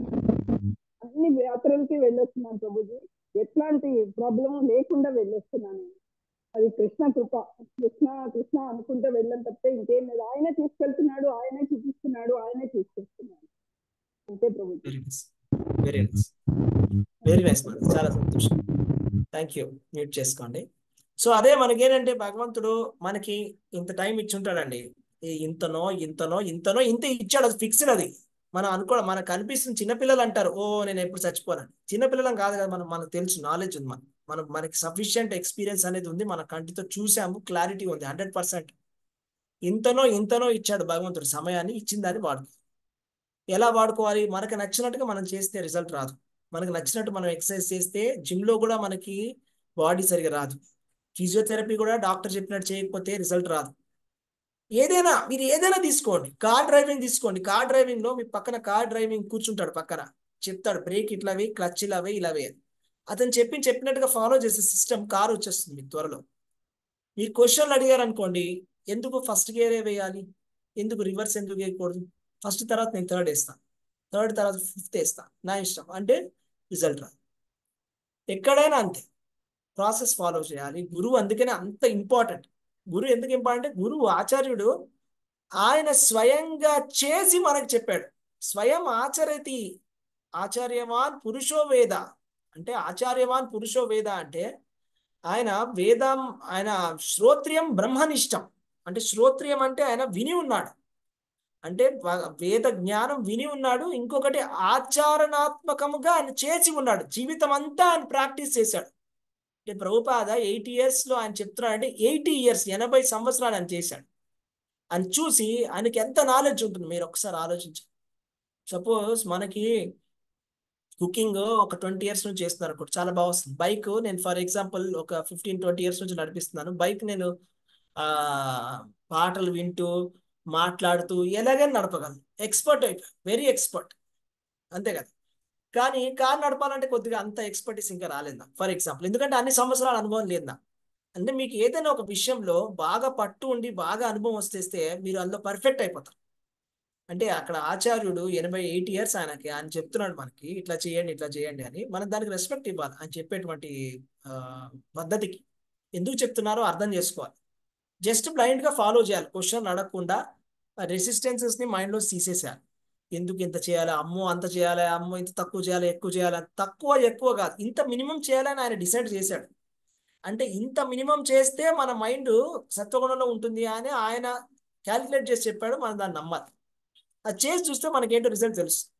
ఓకే, సో అలాగే ఇక్కడ ఈ శ్లోకానికి వచ్చినట్టయితే భక్తుడైనటువంటి వాడు సత్వగుణానికి ఫస్ట్ రావాలి. ఫస్ట్ మనం ఆధ్యాత్మికంలో కంటిన్యూ అవ్వాలంటే సత్వగుణంలో ఉండడం చాలా ఇంపార్టెంట్. లేకపోతే మనం ఎప్పుడైనా కూడా స్లిప్ అయిపోతాం ఆధ్యాత్మికం. ఓకే, తర్వాత సత్వగుణం అనేది అది ఎండ్ పాయింట్ కాదు. అది సత్వగుణం అంటే కేవలము ఆత్మతత్వం గురించి తెలుసుకోవడం అంతే. సత్వగుణం అంటే ఏంటో తెలుసా? సత్వగుణంలో ఉన్నవాడు ఆత్మ తత్వాన్ని చూడగలడు. అంటే సపోజ్ మీరు నడుచుకుంటూ బయటకు వెళ్తున్నారు అనుకోండి, మీకు ఒక కుక్క కనిపిస్తే మీరు కుక్కని చూడరు, ఆ కుక్కలో ఉండేటువంటి ఆత్మను చూస్తారు. సపోజ్ బయట ఒక కుక్క లేకపోతే ఒక పక్షి లేకపోతే ఏదైనా ఒక ప్రాణి కష్టపడుతోంది అంటే దాన్ని చూసి అందులో ఉన్నటువంటి ఆత్మ పట్ల మీకు దయ కలుగుతుంది. అయ్యో ఇందులో ఒక ఆత్మ ఇలాగ బంధింపబడింది ఈ శరీరంలో అని మీరు చూస్తారు. ఇది సత్వగుణం అంటే. ఇది సత్వగుణం అంటే. రజోగుణం అంటే ఏంటంటే ఫ్రూటివ్ యాక్టివిటీ. మీరు నడుచుకుంటూ వెళ్తున్నారు అనుకోండి, ఎవరిని చూసారనుకో, అబ్బా ఇల్లు ఎంత బాగుందో, అబ్బా వీళ్ళ కార్ ఎంత బాగుందో, వాళ్ళ నగలు ఎంత బాగున్నాయో, వాళ్ళు ఎంత బాగున్నారు. ఇది రజోగుణం అంటే భౌతికమైనటువంటి కర్మకాండ, ఫ్రూటివ్ యాక్టివిటీస్. ఇది రజోగుణం అనమాట, అర్థం చేసుకోండి. తమోగుణం అంటే అది ఇంకా నెగిటివ్, ఒకళ్ళ పట్ల ద్వేషం, ఒకళ్ళని ద్వేషించడము, ఒకళ్ళని చూసి వీళ్ళని ద్వేషించడము, వాళ్ళని ద్వేషించడము, చూసిన వాళ్ళందరినీ వాళ్ళలో ఉండే నెగిటివ్ క్యారెక్టరిస్టిక్స్ చూడడము, లేకపోతే అసలు ఏమీ చూడకపోవడం, మూర్ఖంగా ఉండడం, జడ పదార్థంలాగా మూర్ఖుడిలాగా ఉండడం అనేది తమో గుణం. ఈ రజస్తమో గుణాలు గొప్ప గుణాలుగా, మంచి గుణాలుగా. సత్వగుణమే మంచి గుణం. అందరిలో ఆత్మని పరమాత్మని దర్శించగలగడం అనేది సత్వగుణం. ఫస్ట్ ఆ స్టేజ్కి రావాలి, ఆ స్టేజ్కి వచ్చి అందులో ఫిక్స్డ్ అవ్వాలి. దాన్నే సత్వగుణం. బ్రహ్మభూత ప్రసన్నాత్మ నశోచతి నకాంక్షతి. అందులో మనం సిద్ధిని పొందాలన్నమాట. సిద్ధిని పొందడం అంటే ఆత్మానుభూతిని పొందాలి. ఆత్మానుభూతి పొందడం అంటే బ్రహ్మభూత ప్రసన్నాత్మ నశోచతి నకాంక్షతి. అంటే బ్రహ్మభూతుడైనటువంటి వాడు గతించినటువంటి గతము గురించి కానీ రాబోయే భవిష్యత్తు గురించి కానీ ఆలోచించాడు. ఎప్పుడు కూడా ప్రజెంట్ లో ఉంటాడు, ఆత్మతత్వంలోనే, ఆత్మ గురించి ఆలోచిస్తుంటాడు, పరమాత్మ గురించి. అయితే ఇక్కడ నుంచి ఇది ఎండ్ కాదు, ఇంకా దాని తర్వాత ఇంకొక స్టేజ్ ఉంది. బ్రహ్మభూత ప్రసన్నాత్మ నశోచతి నకాంక్షతి సమసర్వేషు భూతేషు మద్భక్తిం లభతే పరాం అన్నాడు భగవద్గీతలో కృష్ణుడు. అంటే బ్రహ్మభూత స్టేజ్కి మీరు వచ్చిన తర్వాత, సత్వగుణంలో ఫిక్స్ అయిన తర్వాత, ఆత్మానుభూతి వచ్చిన తర్వాత, అది పర్ఫెక్షన్ స్టేజ్ వచ్చిన తర్వాత, మీరు నెక్స్ట్ స్టేజ్ భగవత్ తత్వం తెలుసుకోవడం, భక్తి చేయడం అనేది నెక్స్ట్ స్టేజ్. పరాభక్తి అంటదని. పరాభక్తి అంటే మద్భక్తిం లభతే పరాం. తర్వాత భక్తి స్టేజ్కి వస్తాం. ఫస్ట్ ముక్తి స్టేజ్, తర్వాత భక్తి స్టేజ్. అంటే భక్తి స్టేజ్లోకి వచ్చిన వాళ్ళు ఆల్రెడీ ముక్తులు అని అర్థం. ఎవరైతే భక్తి స్టేజ్లో ఫిక్స్ అయ్యారో, వాళ్ళు భక్తిలో ఎవరైతే అసలు అచంచలంగా భక్తి నిష్ఠతో చేస్తున్నారో వాళ్ళు ఆల్రెడీ ముక్తులు అని మన శాస్త్రం చెప్తుంది. ముక్త అంటే మనం అనుకుంటాం, ముక్త అంటే ఏదో మ్యాజిక్ చేయడము, సిద్ధులు కాదు ముక్తి అంటే. లేకపోతే ఎవరికైనా ఏదైనా రోగం వస్తే అది క్యూర్ చేయడం, అది కాదు ముక్తి అంటే. అది సిద్ధులు, అవి ఏంటంటే యోగ సిద్ధులు అవి. అది ముక్త పురుషుడు అని అనరు వాళ్ళు. ఓకే. లేకపోతే సపోజ్ ఎవరైనా పొడిచేస్తే కడుపు నొప్పి రాకుండా నుంచొని ఉండడం, అది కూడా కాదు. దట్ ఇస్ ఆల్సో నాట్ సిద్ధి. సిద్ధి అంటే అది కాదు. సిద్ధి మన ఆత్మానుభూతి అంటే అది కాదు. ఆత్మానుభూతి అంటే మనము బ్రహ్మతత్వము, ఆత్మ చైతన్యము, భగవత్ చైతన్యంలో ఉండడం. ఆ చైతన్యము అలా ఉండడం అనమాట. యోగ స్థితి అంటారు కదా, సమాధి స్థితి. సమాధి స్థితి అంటే కష్టం వచ్చినా సుఖం వచ్చినా సమభావముతో ఉండడం, ఎప్పుడు కూడా ఉండగలగడము, అది సమస్థితిలో ఉండడం, సమాధి స్థితిలో ఉండడం. అది అలాంటి మనిషిని ముక్తుడు అంటారు. ఆ ముక్త స్థితి వచ్చిన తర్వాత, ఓకే, ముక్తానాం అపి సిద్ధానాం, ముక్తులు మరియు సిద్ధులు, అప్పుడు వాళ్ళు భక్తి స్టేజ్కి వస్తారు. నెక్స్ట్ స్టేజ్ భక్తి. ముక్తి ఫస్ట్, తర్వాత భక్తి. అంటే ఎవరైతే భక్తి స్టేజ్కి వచ్చేస్తారో వాళ్ళు ఆల్రెడీ ముక్తి పొందినట్టే అర్థం. కాబట్టి ఇక్కడ అనర్థ నివృత్తి మనం చెప్పుకుంటున్నాం కదా. ఎవరైతే అంటే భాగవతం చదవడం ఎందుకు ఇంపార్టెంట్ చెప్తాను, మీరు అర్థం చేసుకోండి. ఇప్పుడు నిత్యం భాగవత సేవయ అని మొదలెట్టాం మనం. నిత్యము భాగవతాన్ని వినడం వల్ల, నిత్యము భాగవతుల యొక్క సేవ చేయడం వల్ల ఏమవుతుంది? భక్తి భవతి నైష్టికి భక్తి వస్తుంది. అంటే మనం ఫిక్స్డ్గా భక్తి మన సాధన చేసుకుంటూ ఉంటాం. ఆ సాధన ఫిక్స్డ్గా భక్తి చేయడం వల్ల ఏమవుతుంది? నెక్స్ట్ తదా రజస్తమో భావో కామలోబాధయశ్చయే చేతయేతత్ అనావృత్తిం స్థితం సత్వే ప్రసీదతి. అంటే సత్వగుణంలోకి వచ్చేస్తాం, అనర్థాల నివృత్తి అయిపోతుంది. ఇక్కడ అనర్థాల నివృత్తి అంటే ముక్తి స్టేజ్ అన్నమాట. అంటే అక్కడ ముక్తుడు అవుతాడు మనిషి. అప్పుడు ఏమవుతుంది తెలుసా? ఇప్పుడు చూడండి, చాలా గమ్మత్తుగా ఉంటుంది. ఇదంతా కూడా మనం తెలుసుకోవాలండి. ఎందుకంటే మనము లైఫ్లో పర్ఫెక్షన్ అంటే ఏమనుకుంటున్నామంటే ఫైనాన్షియల్ ఫ్రీడమ్ అని, లేకపోతే చాలా హెల్దీగా ఉండడం అని, లేకపోతే అమెరికాకు వెళ్ళడం అని ఏమో అనుకుంటున్నాం. ఇది మనము లైఫ్లో పర్ఫెక్షన్ అని అనుకుంటున్నాం. కానీ ఇవన్నీ పర్ఫెక్షన్స్ కావు. ఇవన్నీ పర్ఫెక్షన్స్ కావు. చాలా శ్రీమంతుల కింద ఉండడము, అమెరికాకు వెళ్ళడము, లేకపోతే ఇవన్నీ కూడా పర్ఫెక్షన్స్ కావండి. ఎందుకంటే ఇవన్నీ టెంపరీ కాబట్టి. అక్కడ ఉంటాం, కాసేపట్లో వాడు ఎప్పుడైనా వీసా మార్చారంటే తరిమేస్తారు. ఒక్కరోజు మనకి ఒక చిన్న రోగం వచ్చిందంటే అక్కడ మనం బావురమంట, ఉండలేం మనం అక్కడ. ఓకే, అదంతా కూడా ఇదంతా ఒక రకమైన చిన్న పిల్లల మనస్తత్వం అంది. ఇప్పుడు చిన్నపిల్లలకి వాళ్ళకి వాళ్ళకి ఇప్పుడు కారుతో ఆడుకోవాలని ఉంటుంది, వాళ్ళకి ఏవో ఆలోచనలు ఉంటాయి. అలాంటిదే అది కొద్దిగా శరీరం పెద్దగా అయింది కానీ మనసు మాత్రం ఇంకా పిల్లడి మనసే ఉందని చెప్పాలి. అంటే మెచ్యూరిటీ రాలేదని. అది కాదు యాక్చువల్. రియల్గా సిద్ధి అంటే ఏంటంటే ఇది అనర్థాలన్నీ పోవడం, మనలో ఉండే అనర్థాలు పోవడం, ముక్త స్థితికి రావడం. ఇప్పుడు ముక్త స్థితికి వచ్చిన తర్వాత చూడండి నెక్స్ట్ ఏం జరుగుతుందో. ఏవం ప్రసన్న మనసో భగవద్భక్తి యోగతః భగవత్తత్వ విజ్ఞానం ముక్త సంగస్య జాయతే. ఎవరైనా చదువుతారా ఈ శ్లోకాన్ని? ట్రాన్స్లేషన్.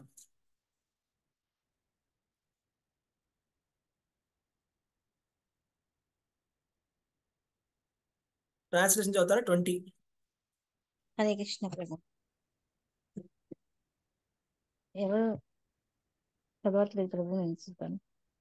ఏవం ప్రసన్న మనసో భగవద్భక్తి యోగతః భగవత్తత్వ విజ్ఞానం ముక్త సంగస్య జాయతే. ఈ విధముగా శుద్ధ సత్వమునందు స్థితుడై శ్రీకృష్ణ భగవాన్ని భక్తియుక్త సేవ ద్వారా ప్రసన్నమైన మనస్సును పొందిన మనుజుడు సమస్త భౌతిక సంగత్వము నుండి ముక్తి నొందిన స్థితిలో వాస్తవమైన భగవతత్వ విజ్ఞానమును పొందగలడు. హరే కృష్ణ ప్రభు. హరే కృష్ణ. అంటే ఏమవుతుందంటే ఈ విధంగా శుద్ధ సత్వంలోకి వచ్చినవాడు, అంటే సత్వగుణాన్ని దాటినవాడు. కృష్ణుడు అంటాడు కదా నిస్త్రైగుణ్యో భవార్జున అని. అంటే త్రిగుణాలను దాటినవాడు, సత్వగుణం కూడా కాదు, సత్వగుణం దాటినవాడు, శుద్ధ సత్వంలో ఉండేవాడు శ్రీకృష్ణ భగవానుడి భక్తియుత సేవ ద్వారా ప్రసన్నమైన మనసును పొందేడి మనుజుడు సమస్త భౌతిక సాంగత్యము నుండి ముక్తి నొందిన స్థితిలో వాస్తవమైన భగవతత్వ విజ్ఞానమును పొందగలడు. అంటే ఆ స్టేజ్లో మనకి భగవంతుడు అంటే ఎవరో తెలుస్తుంది. ఇప్పుడు మనకి భగవంతుడు అంటే ఎలా తెలుస్తుందండి? చాలా మంది అంటారు కదా నాకు భగవంతుడిని చూపించండి, భగవంతుడి గురించి చెప్పండి అని. భగవంతుడిని చూడాలన్నా, భగవంతుడి గురించి తెలుసుకోవాలన్నా మనకి ఒక అర్హత కావాలి. ఆ అర్హత ఏంటంటే మనం శుద్ధ సత్వగుణంలో ఉండాలి. శుద్ధ సత్వం అంటే ఫస్ట్ మనం తమో గుణాన్ని విడిచిపెట్టాలి. తమో గుణం అంటే పడుకోవడం. రాత్రి 12 గంటలైనా పడుకో, అది కూడా తమో గుణమే. లేకపోతే పొద్దున్న 8 గంటలైనా లేవు, అది కూడా తమో గుణమే. మనము భక్తి చేయకపోవడం, అది కూడా తమో గుణం. అంటే మనం భగవద్గీత చదవకపోవడం, ఇదంతా తమో గుణం. రజోగుణం అంటే ఏంటి? నేను ఇందాకే చెప్పాను. ఏంటంటే మనం ఎవరిని చూసినప్పుడు కంపేర్ చేసుకుంటాం, అబ్బా వీళ్ళు ఎంత ముందుకు వెళ్ళిపోయారు అని. ఇది రజోగుణం. నేను కూడా చాలా ముందుకు వెళ్ళిపోతాను, నేను చాలా ఎదగాలి అని అనుకోవడం అనేది రజోగుణం. సత్వగుణం అంటే అందరిలో ఆత్మని చూడడము, ఆధ్యాత్మికమైనటువంటి విచారం కలిగి ఉండడము సత్వగుణం. దాన్ని దాటి విశుద్ధ సత్వం అంటే భగవత్ తత్వాన్ని అర్థం చేసుకునే స్టేజ్కి రావడం. ఆత్మతత్వం కాదు, ఇప్పుడు పరమాత్మ భగవంతుడిని తెలుసుకునే స్టేజ్కి రావడం అంటే భక్తుడి యొక్క స్టేజ్ అన్నమాట. కాబట్టి ఈ స్టేజ్కి రావాలి. ఓకే, అప్పుడు మనకి భగవంతుడు అంటే ఏంటో తెలుస్తుంది. అప్పటి వరకు మనకి భగవంతుడు అంటే అర్థమే కాదు, భగవంతుడు చెప్పినా మనకు అర్థం కాదు. అందుకే కృష్ణుడు మనకి ఇలా చెప్పాడు. మనకి భగవద్గీతలో ఇచ్చిన ఇన్స్ట్రక్షన్ ఏంటి? కృష్ణుడు రెండు సార్లు చెప్పాడు ఒకటే శ్లోకాన్ని. ఏంటి ఆ శ్లోకం? మన్మనాభవ మద్భక్తో మధ్యాజీ మాం నమస్కురు కదా. ఈ లైన్ 2 సార్లు వచ్చింది కదండి. 9వ అధ్యాయంలో ఒకసారి, 18వ అధ్యాయంలో ఒకసారి, 2 సార్లు రిపీట్ చేశాడు కృష్ణుడు. లాస్ట్ కంక్లూజన్ లో కూడా అదే చెప్పాడు. ఏంటి? మన్మనాభవ మద్భక్తో మధ్యాజీ మాం నమస్కురు అంటే నన్నే తలుచుకో మనసులో, నా భక్తుడవి కమ్ము. మధ్యాజీ నన్ను పూజింపుము, నన్ను నమస్కరింపుము. ఇలా చేయడం వల్ల మనకి చాలా మంచి జరుగుతోంది. మనకి చాలా మంచి జరుగుతోంది. ఆ మంచి ఏంటి అంటే మనం చెప్పలేకపోతున్నాం వర్డ్స్లో. టెక్నికల్గా చెప్పాలంటే ఇప్పుడు నేను టెక్నికల్గా చెప్తున్నా. ఏంటండి భక్తి చేస్తే బెనిఫిట్ ఏంటండి? భక్తి చేస్తే బెనిఫిట్ ఏంటంటే ఇది భక్తి చేస్తే బెనిఫిట్. ఫస్ట్ అనర్థ నివృత్తి, అనర్థాలన్నీ పోతాయి. నెక్స్ట్ చేతో దర్పణ మార్జనం అంటే మన మనసులో ఉండేటువంటి చెత్త అంతా, మాలిన్యం అంతా పోతుంది. తర్వాత రజస్సు పోతుంది, తమస్సు పోతుంది, సత్వగుణంలోకి వస్తాము, శుద్ధ సత్వంలోకి వస్తాం. శుద్ధ సత్వంలోకి వచ్చిన తర్వాత ఏమవుతుందో తెలుసా? ఏవం ప్రసన్న మనసు అంటే ప్రసన్నమైనటువంటి మనస్సు. భక్తి యోగ ప్రయోజిత అంటే అప్పుడు భక్తి యోగం, భగవద్భక్తి యోగత, అప్పుడు భక్తి యోగం చేస్తాడు. మనం అప్పుడు భక్తి చేస్తాడు అన్నమాట. చేసిన తర్వాత ఏమవుతుంది? భగవత్ తత్వ విజ్ఞానాన్ని పొందుతాడు. అంటే భగవంతుడికి సంబంధించినటువంటి తత్వ విజ్ఞానాన్ని మనం అర్థం చేసుకునే స్టేజ్కి వస్తాం అన్నమాట. అప్పుడు ఏమవుతుంది? ముక్త సంగస్య జాయతి. అప్పుడు భగవత్ తత్వ విజ్ఞానాన్ని పొందగలం. అర్థమైందా మీకు? మీకు అర్థమవుతోందా? అంటే ఇప్పుడు మీరు ఇప్పుడు అలా చూసినట్టయితే ఎంతో మంది మనుష్యులు ఎంతమంది ఆధ్యాత్మికంగా ఉన్నారు? ఎంత శాతం ఆధ్యాత్మికంగా ఉన్నారు? మీరే చెప్పండి. 10%, 20%, 30%, 40%, 60%, 70%? ఇప్పుడు మనుషులలో మనం చెప్పిన అనాలిసిస్ ప్రకారము ఎంతమంది రజస్తమో గుణాలలో ఉన్నారు, ఎంతమంది ఆధ్యాత్మికమైనటువంటి మనస్సు కలిగి ఉన్నారు చెప్పండి.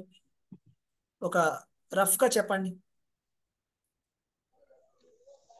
సత్వగుణంలో ప్రభుజీ, నాకు 10% లోపే తెలిసినంత ఉంటారు వరకు ప్రభుజీ. అయితే ఒక 20% ఉన్నారు ప్రభుజీ ఒక సత్వగుణంలో. 20%, 10% అంటున్నారు అశోక్ ప్రభు. అంటే తక్కువే ఉన్నారని మీరు అందరూ ఒప్పుకుంటున్నారు, ఎక్కువ మంది లేరు అని కదా? ప్రభుజీ ఎస్. భగవద్గీతలో కూడా కృష్ణుడు అదే అన్నాడు. ఏమన్నాడు తెలుసా? మనుష్యానాం సహస్రేషు కశ్చిత్ యతతి సిద్ధయే యతతామపి సిద్ధానాం కశ్చిత్ మాం వేతి తత్వతః.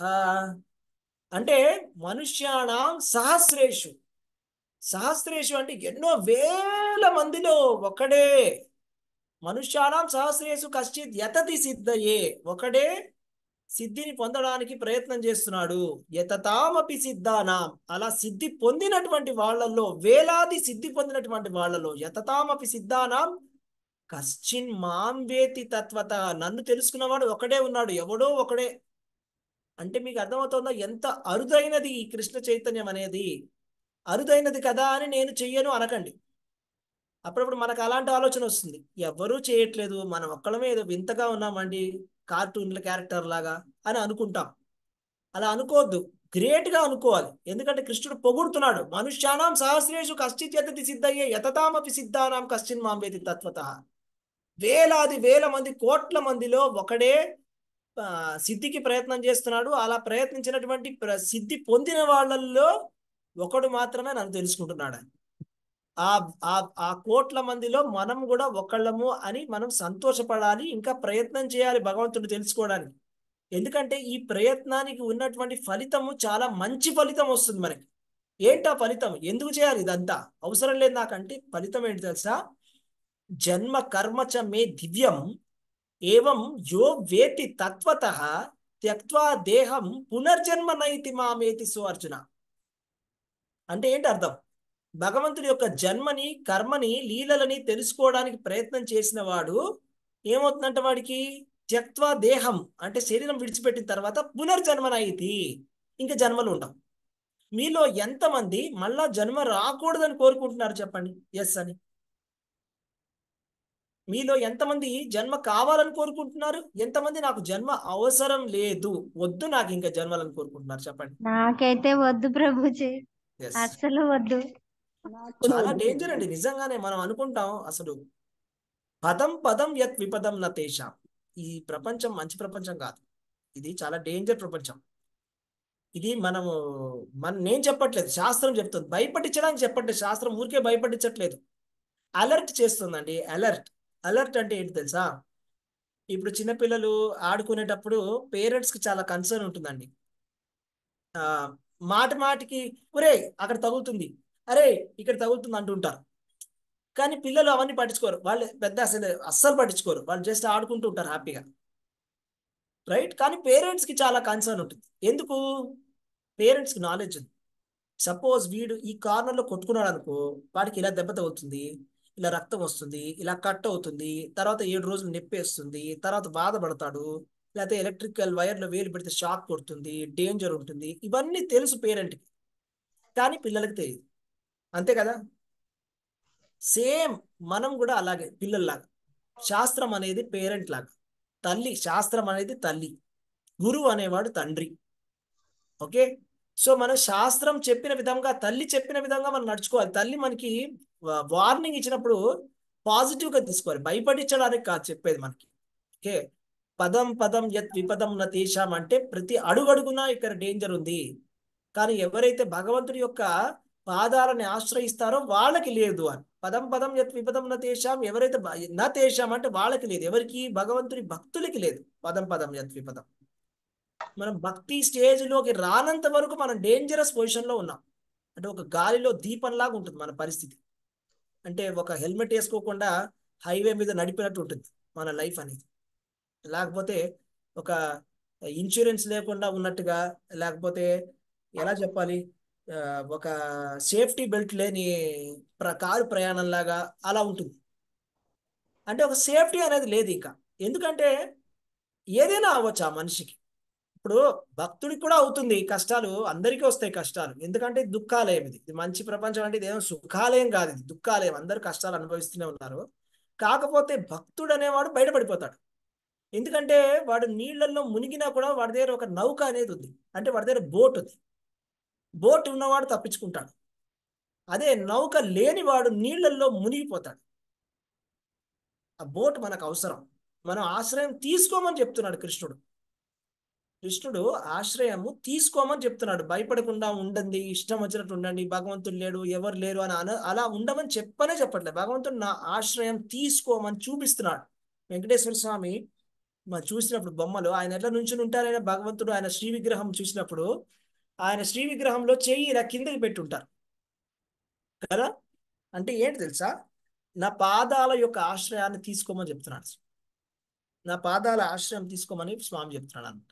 ఇంకా చెయ్యి ఇలా పెట్టుకొని ఉంటారు. అంటే ఎవరైతే నా పాదాల ఆశ్రయం తీసుకుంటారో వాళ్ళకి సంసారం అనే సాగరము నడుము వరకే వస్తుంది అని. అంటే వాళ్ళు మునిగిపోరని. మిగతా వాళ్ళు ఇక్కడి వరకు ఉంటారు నీళ్లు వాళ్ళకి. వాళ్ళు 24 గంటలు వాళ్ళ కష్టాలు, టెన్షన్లు, బాధల్లో ఉంటారు. కానీ భక్తి చేసే వాళ్ళు మాత్రం హ్యాపీగా, ఫ్రీగా ఉంటారు. ఎంత పెద్ద కష్టం వచ్చినా కూడా వాళ్ళు అందులోంచి దాటేస్తారు. సో మనకి భగవద్గీతలో కూడా ఒక శ్లోకం వస్తుంది 6వ అధ్యాయంలో. ఏంటంటే చాలా చాలా చాలా చాలా డేంజర్, గ్రేటెస్ట్ డేంజర్ ని కూడా తప్పించుకోవచ్చు. స్వల్పమప్యస్య ధర్మస్య త్రాయతే మహతో భయాత్. మహత్తరమైనటువంటి భయాన్ని కూడా తప్పించుకోవచ్చు. స్వల్పమప్యస్య, కొద్దిగా, కొంచెం కొంచెం చేస్తే కూడా భక్తి కొంచెమే. యాక్చువల్లీ 16 మాలు చేయడం అనేది పెద్ద మనమేమి గ్రేట్ అనుకోవద్దు, చాలా అబో అని అనుకోకండి. అది ఎక్కువ కాదు. మనం వేరే వాళ్ళతో కంపారిజన్ చేసుకున్నప్పుడు అలా అనిపిస్తుంది, అయ్యి బాబోయ్ మా మా మా ఫ్యామిలీలో ఎవరు లేరండి, మా ఊళ్ళోనే ఎవరు లేరు, నేను చాలా గొప్ప అయిపోయారు ఇప్పుడు అని అలా అనుకోకండి. వాళ్ళు తక్కువ చేస్తున్నారు, వాళ్ళని భగవంతుడు చూసుకుంటారు, మన సంగతి మనం చూసుకుందాం. అయితే ఇప్పుడు ఎవరు ఈయన హరిదాస్ ఠాకూర్ రోజుకి 22 గంటలు జపం చేసేవాడు. యాక్చువల్లీ కృష్ణుడు ఎక్స్పెక్ట్ చేసేది అది. సతతం కీర్తయంతో మాం యో మాం స్మరతి నిత్యసహ. అంటే సతతము కృష్ణుడి కీర్తన చేస్తూనే ఉండాలి. సేమ్ హరిదాస్ ఠాకూర్ 22 గంటలు చేయాలి. 22 గంటలు ఎందుకు, కలలో కూడా చేయాలి. కలలోని నామస్మరణ మరువ చక్కని తండ్రి. నిద్రలో కూడా చేయాలి. యాక్చువల్లీ భగవంతుడి జపాన్ని నిద్రలో కూడా జపం చేసే కొంతమంది భక్తులు ఉన్నారు. మా గురు మహారాజ్ చెప్తారన్నమాట. ఆయన స్టార్టింగ్ లో అప్పుడు ఇస్కాన్ లో ఉన్నప్పుడు అంట, ఆయన పడుకున్నప్పుడు ఎవరో సౌండ్ వస్తుందంట. ఎవరు అని చూస్తే ఎవరో ఒక డివోటీ పడుకొని నిద్రలో జపం చేస్తున్నాడంట. నిజంగా అంతేందుకు మా గురువు గారు కూడా, మా గురు మహారాజ్ కూడా ఒక రోజు నాడు జపం చేస్తున్నారు, ఒక సౌండ్ వస్తుందంట. Click click click click sound వస్తుంది అనమాట. అదేంటి సౌండ్ వస్తుంది, ఎవరు కొత్తగా అక్కడే చేరినటువంటి ఆశ్రమంలో చేరినటువంటి భక్తుడు అడిగాడు ఏంటి సౌండ్ అంటే, గురువు గారు జపం చేస్తున్నారు. పడుకున్నారు కదా, ఎంతసేపు అయింది కదా పడుకుని అంటే, నిద్రలో జపం చేస్తున్నారు. చేతిలో ఉంటుంది క్లిక్కర్. ఒకసారి ఆయనకి హెల్త్ బాగుండకుండా మూర్చిపోయి ఆయనకి హెల్త్ ప్రాబ్లం వచ్చినప్పుడు క్లిక్కింగ్ సౌండ్ అయిపోయింది. అప్పుడు వాళ్ళకి డౌట్ వచ్చిందంట, నిద్రలో కూడా జపం చేస్తారని. నిద్రలో కూడా చేయాలి, 24/7 చేయాలి. యాక్చువల్లీ 24/7 చేయాలి. మనం ఆ స్టేజ్లో లేము కాబట్టి సాధనా భక్తిని చేస్తున్నాం. సాధనా భక్తి అంటే దాన్ని కన్సెషన్ చేసి తగ్గించి తగ్గించి తగ్గించి తగ్గించి ఇంతకు ఇచ్చారు. మనం ఇంకా తగ్గిస్తే రావాల్సిన రిజల్ట్ రాదు, దేవతా లోకాలకు వెళ్ళిపోతాం అంతే. ఏం కాదు. డిఫరెన్స్ ఏంటంటే కృష్ణుడు ప్రభుపాద ఏమంటాడు తెలుసా, ఎవరైతే భక్తి కంప్లీట్గా 100% కృష్ణ కాన్షియస్ చేయరో వాళ్ళు ఏమంటే వాళ్ళు స్వర్గలోకాలకు వెళ్ళి ఎన్నో వేల సంవత్సరాలు అక్కడ ఉండి మళ్ళా భక్తులు ఇంట్లో పుడతారని. అలా కావాలి అని కోరుకునే వాళ్ళు ఈజీగా తీసుకోవచ్చు భక్తిని.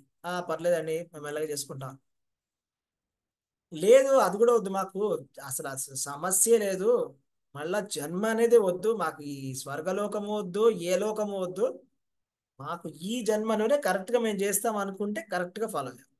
కరెక్ట్గా 100% కృష్ణ కాన్షియస్నెస్లో ఉండాలి. 100% కృష్ణ కాన్షియస్నెస్. కొద్ది కూడా అందులో మనం నెగోషియేషను, అందులో ఏదో మన రేటు కూరగాయల మార్కెట్లో చేసినట్టుగా 10 రూపాయలు అంటే 2 రూపాయలు తగ్గించు, 3 రూపాయలు తగ్గించు, ఇలాంటి బేరం ఆడకూడదు. ఆల్రెడీ బేరం ఆడి ఫుల్గా తగ్గించేశారు అక్కడ. అన్నిటికన్నా మినిమం రేట్లో ఇచ్చారు మనకి. మినిమం 24 గంటలు చేయమంటున్నాడు కృష్ణుడు. 24 గంటలు చెప్పట్లేదు మనం, ఓన్లీ ఒక గంటన్నర జపం చేయమని చెప్తున్నాడు అంతే ప్రభుపాద. అంతే, గంటన్నరనే కదా, 24 గంటలు కాదు. సో అలా చేస్తేనే రిజల్ట్. చూడండి, ఇదంతా మనం చెప్పే రిజల్ట్స్ అన్ని మీరు వినండి ఎంత అద్భుతంగా ఉందో. ఈ విధంగా శుద్ధ సత్వమునందు స్థితుడై శ్రీకృష్ణ భగవానుడి భక్తియుత సేవలో ప్రసన్నమైన మనసును పొందడి మనుషుడు సమస్త భౌతిక సంఘము నుంచి ముక్తి నందిన స్థితిలో వాస్తవమైనటువంటి భగవతత్వ విజ్ఞానం పొందగలడు. తర్వాత ఏమవుతుంది, తర్వాత చూడండి ఎంత బాగుంటుందో. విద్యతే హృదయ గ్రంథే ఛిద్యంతే సర్వ సంశయా క్షీయంతే చాస్య కర్మాణి దృష్ట ఏవాత్మనీశ్వరే. ఎవరైనా ట్రాన్స్లేషన్ చదువుతారా?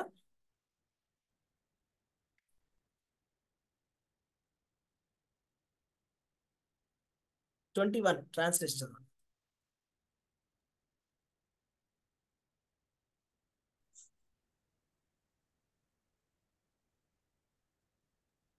హరే కృష్ణ ప్రభు. హరే కృష్ణ, చదవండి. ఈ విధముగా హృదయ గ్రంథి తెంపివేయబడి సర్వ సంశయములు సమూలముగా నశించును. అటు పిమ్మట ఆత్మను ప్రభువుగా దర్శించినంతనే కామ్యకర్మ పరంపర పరిసమాప్తి నొందును. హరే కృష్ణ ప్రభు. హరే కృష్ణ.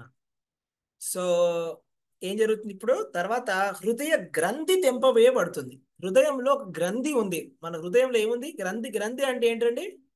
చిక్కుముడి. చిక్కుముడి. మీకు ఒక చిక్కు పడిపోయినటువంటి ముడి ఇస్తే మీరు విప్పగలరా? కొంతమంది ఎక్స్పర్ట్స్ ఉంటారు, వాళ్ళు ఎంత చిక్కుముడి ఉన్నా కూడా విప్పేస్తారు, రైట్? అలాగే మన హృదయంలో కూడా ఒక చిక్కు ఉంది. ఆ చిక్కు ముడి ఉందన్నమాట. ఏంటది అంటే ఇదే కర్మలు అనమాట. మనము ఇంతకుముందు చేసినటువంటి ఈ కర్మల యొక్క పరంపర, కామ్యకర్మ పరంపర అంటారు దాన్ని. కామ్యకర్మల పరంపర అంటే ఒకటి కాదు, రెండు కాదు, మనం చేసిన పాపాలు. మనం చాలాసార్లు అనుకుంటాం, అయ్యో నేనేం పాపం చేయలేదండి, నేను చాలా మంచివాడిని అని. కానీ అలా కాదు. మనకి అసలు ఫస్ట్ ఆఫ్ ఆల్ మనం ఎన్ని పాపాలు చేసామో మనం చెప్పలేం. ఎందుకంటే మనకి రూల్సే తెలియదు. ట్రాఫిక్ రూల్స్ తెలియని వాడు ఎన్ని పాపాలు చేశారంటే ఎలా చెప్తాము? వాడికి రూల్సే తెలియకపోతే మనకి పాపమో కాదో అలా తెలుస్తుంది. పాపాలు మనం ఈ జన్మలో చేయకపోయినా కింద జన్మలో చాలా చేసి ఉండవచ్చు. ఎన్నో జన్మలు మనం ఎత్తాము. అసలు హృదయ గ్రంథి అని చెప్తున్నారు ఇక్కడ. హృదయ గ్రంథి అంటే ఒక కామ్య కర్మల పరంపరనే ఉంది మన దగ్గర. అంటే ఒక ఒక మన శాస్త్రాల్లో చెప్తారు, ఒక పెద్ద పర్వతం ఎంత పెద్దగా ఉంటుంది, పర్వతం ఎంత పెద్దగా ఉంటుందో మనం చేసుకున్నటువంటి పాపాలు కూడా అంత పెద్దగా ఉంటాయంట. ఒక పెద్ద పాపాల మూట ఉందన్నమాట మన వెనకాల. అందులో కొంత భాగాన్ని తీసే మనకి ఇస్తున్నారు ఈ ఈ ఈ జన్మకి. ఆ కొంత భాగానికే మనం వెలువెల్లాడిపోతాం. మరి వెనకాల ఒక పెద్ద కొండ ఉంది. ఆ కొండను ఎవరు కరిగించేది? ఇది మనమే చేయాలి. ఓకే, భగవంతుడు నాకు హెల్ప్ చేయట్లేదు, భగవంతుడు నాకు హెల్ప్ చేయట్లేదు అంటే భగవంతుడు హెల్ప్ చేసేది ఇదే హెల్ప్. భగవంతుడు మనకి సందేశాన్ని ఇస్తున్నాడు, మనం అందుకోవాలి. మనకి భగవంతుడు భగవద్గీతలో భాగవతంలో సందేశాన్ని గురు పరంపర ద్వారా ఇస్తున్నాడు. భగవంతుడు సపరేట్గా వచ్చి మీకు ఫోన్ కాల్ చేసి చెప్పడం, ఇలా చెప్తున్నాడు కదా. ఇలాగా మనకి గురు పరంపర ద్వారా వచ్చేటువంటి సందేశమే మన భగవంతుడి యొక్క సందేశం. ఏంటది అంటే మన వెనకాల ఒక పెద్ద పాపపు రాశి అనేది ఉంది. ఆ రాశిని మనము, ఆ పాపపు రాశిని ప్రక్షాళన చేసుకోవాలి, వాటిని తెంపాలి, తగ్గించాలి. అది మన చేతిలోనే ఉంది. అది ఎవరు ఆటోమేటిక్గా అదితో కొబ్బరికాయ కొడితే తగ్గేది కాదు. అది అర్థమైందా? మనమే కష్టపడాలి, దాన్ని తీయాలి. తీయడానికి ప్రాసెస్, ప్రొసీజర్ అనేది ఉంది. దాని మహాభారతంలో ఒక స్టోరీ వస్తుంది అనమాట. ఒకసారి ఏం జరుగుతుంది, యుధిష్ఠిర మహారాజుని కలవడానికి నలుగురు వస్తారు, 4 ప్రాబ్లమ్స్ తోటి. ఒకళ్ళు ఒక వింత ప్రాబ్లం చెప్తారు. అందులో ఒకడు వచ్చి ఏం ప్రాబ్లం చెప్తారంటే, మేమండి ఒక రోడ్డు కడుతున్నామండి, రోడ్డు కడుతుంటే అక్కడ అడ్డంగా ఒక కొండ వచ్చిందండి. ఆ కొండని ఎలాగ విరగొట్టాలా అని ఆలోచిస్తుంటే ఎవరో 2 మనుషులు వచ్చేసి ఒక తాడు తీసుకొచ్చి ఆ కొండని అలా పట్టుకొని అలా అలా అలా అలా లాగితే కొండంతా పిండి పిండి అయిపోయిందండి అని. భీముడు అన్నాడు, ఏంటి కొండ కొండ తాడు కట్టారా? తాడు కట్టి లాగారా? లాగితే పిండి అయిపోయిందా? ఏంటయ్యా ఇది, నాకు అర్థం కాలేదు. అర్థమైందా మీకు? అయితే అందులో యాక్చువల్గా ఏం చెప్పారు తెలుసా? మహాభారతంలో ఉంది స్టోరీ. ఆ కొండ ఏంటంటే మన పాపం అంట. కలియుగంలో అంట పాపాన్ని తెంపేయడానికి ఈజీ ప్రాసెస్. ఒక తాడుతోటి ఇలా లాగితే మొత్తం కొండంతా ఊడిపోయిందంట. ఆ తాడే భగవంతుడి నామం అంట. భగవంతుడి నామంతో మనము మనం ఉన్నటువంటి పాపపు రాశిని కూడా ధ్వంసం చేయొచ్చు. అది ప్రాసెస్. ఇది భగవంతుడి యొక్క నామం. ఇది హరే కృష్ణ మహామంత్రం. ఎన్నో ఉన్నాయి భగవంతుడి నామాలు. ఈ నామాలనే ఎందుకు చెప్తున్నామంటే ఈ పరంపరలో బ్రహ్మదేవుడు ఇచ్చినటువంటి ప్రిస్క్రిప్షన్ ఇది కాబట్టి ఇది మనం చెప్తున్నాం. మీ దగ్గర వేరే నామాలు ఉంటే మీరు చెప్పుకోవచ్చు. భగవంతుడి నామాలు ఎన్నో అనంతమైనటువంటి నామాలు ఉన్నాయి. కానీ ఈ పరంపరలో ఇచ్చినటువంటి మంత్రం ఏదైనా ఉంది అంటే చైతన్య మహాప్రభు ఇచ్చిన మంత్రము, ఈ గురువులు ఆచార్యులు ఫాలో అయ్యే మంత్రం ఈ హరే కృష్ణ మహామంత్రం. ఇందులో హరే కృష్ణ రామ 3 నామాలు ఉన్నాయి. కృష్ణుడి నామం కూడా ఉంది, రాముడి నామం కూడా ఉంది, హరే నామం కూడా ఉంది. అసలు ఇలాంటి కృష్ణనామము రామనామము ఉన్న మంత్రం వేరే ఇంకోటి లేదు. ఇది అద్వితీయమైనటువంటి మంత్రం. ఇలాంటి మంత్రం మీకు ఎక్కడ దొరకదు. ఇది చాలా, అందుకని దీన్ని మహామంత్రం అంటారు. చాలా గొప్ప మంత్రం. ఇదేంటంటే గోలోకేర ప్రేమధన, అంటే గోలోకములో వాళ్ళు గోపికలు పాడే పాటలు, ఈ ఈ ప్రేమ ధనము, వాళ్ళ ప్రేమ ఏదైతే ఉందో ఆ ధనము, ఇది హరినామ సంకీర్తన. ఈ సంకీర్తన, ఈ మంత్రం అనేది గోపికలు గోలోకంలో పాడే మంత్రం ఇక్కడికి వచ్చింది, ఇంపోర్ట్ చేసుకున్నాం మనం.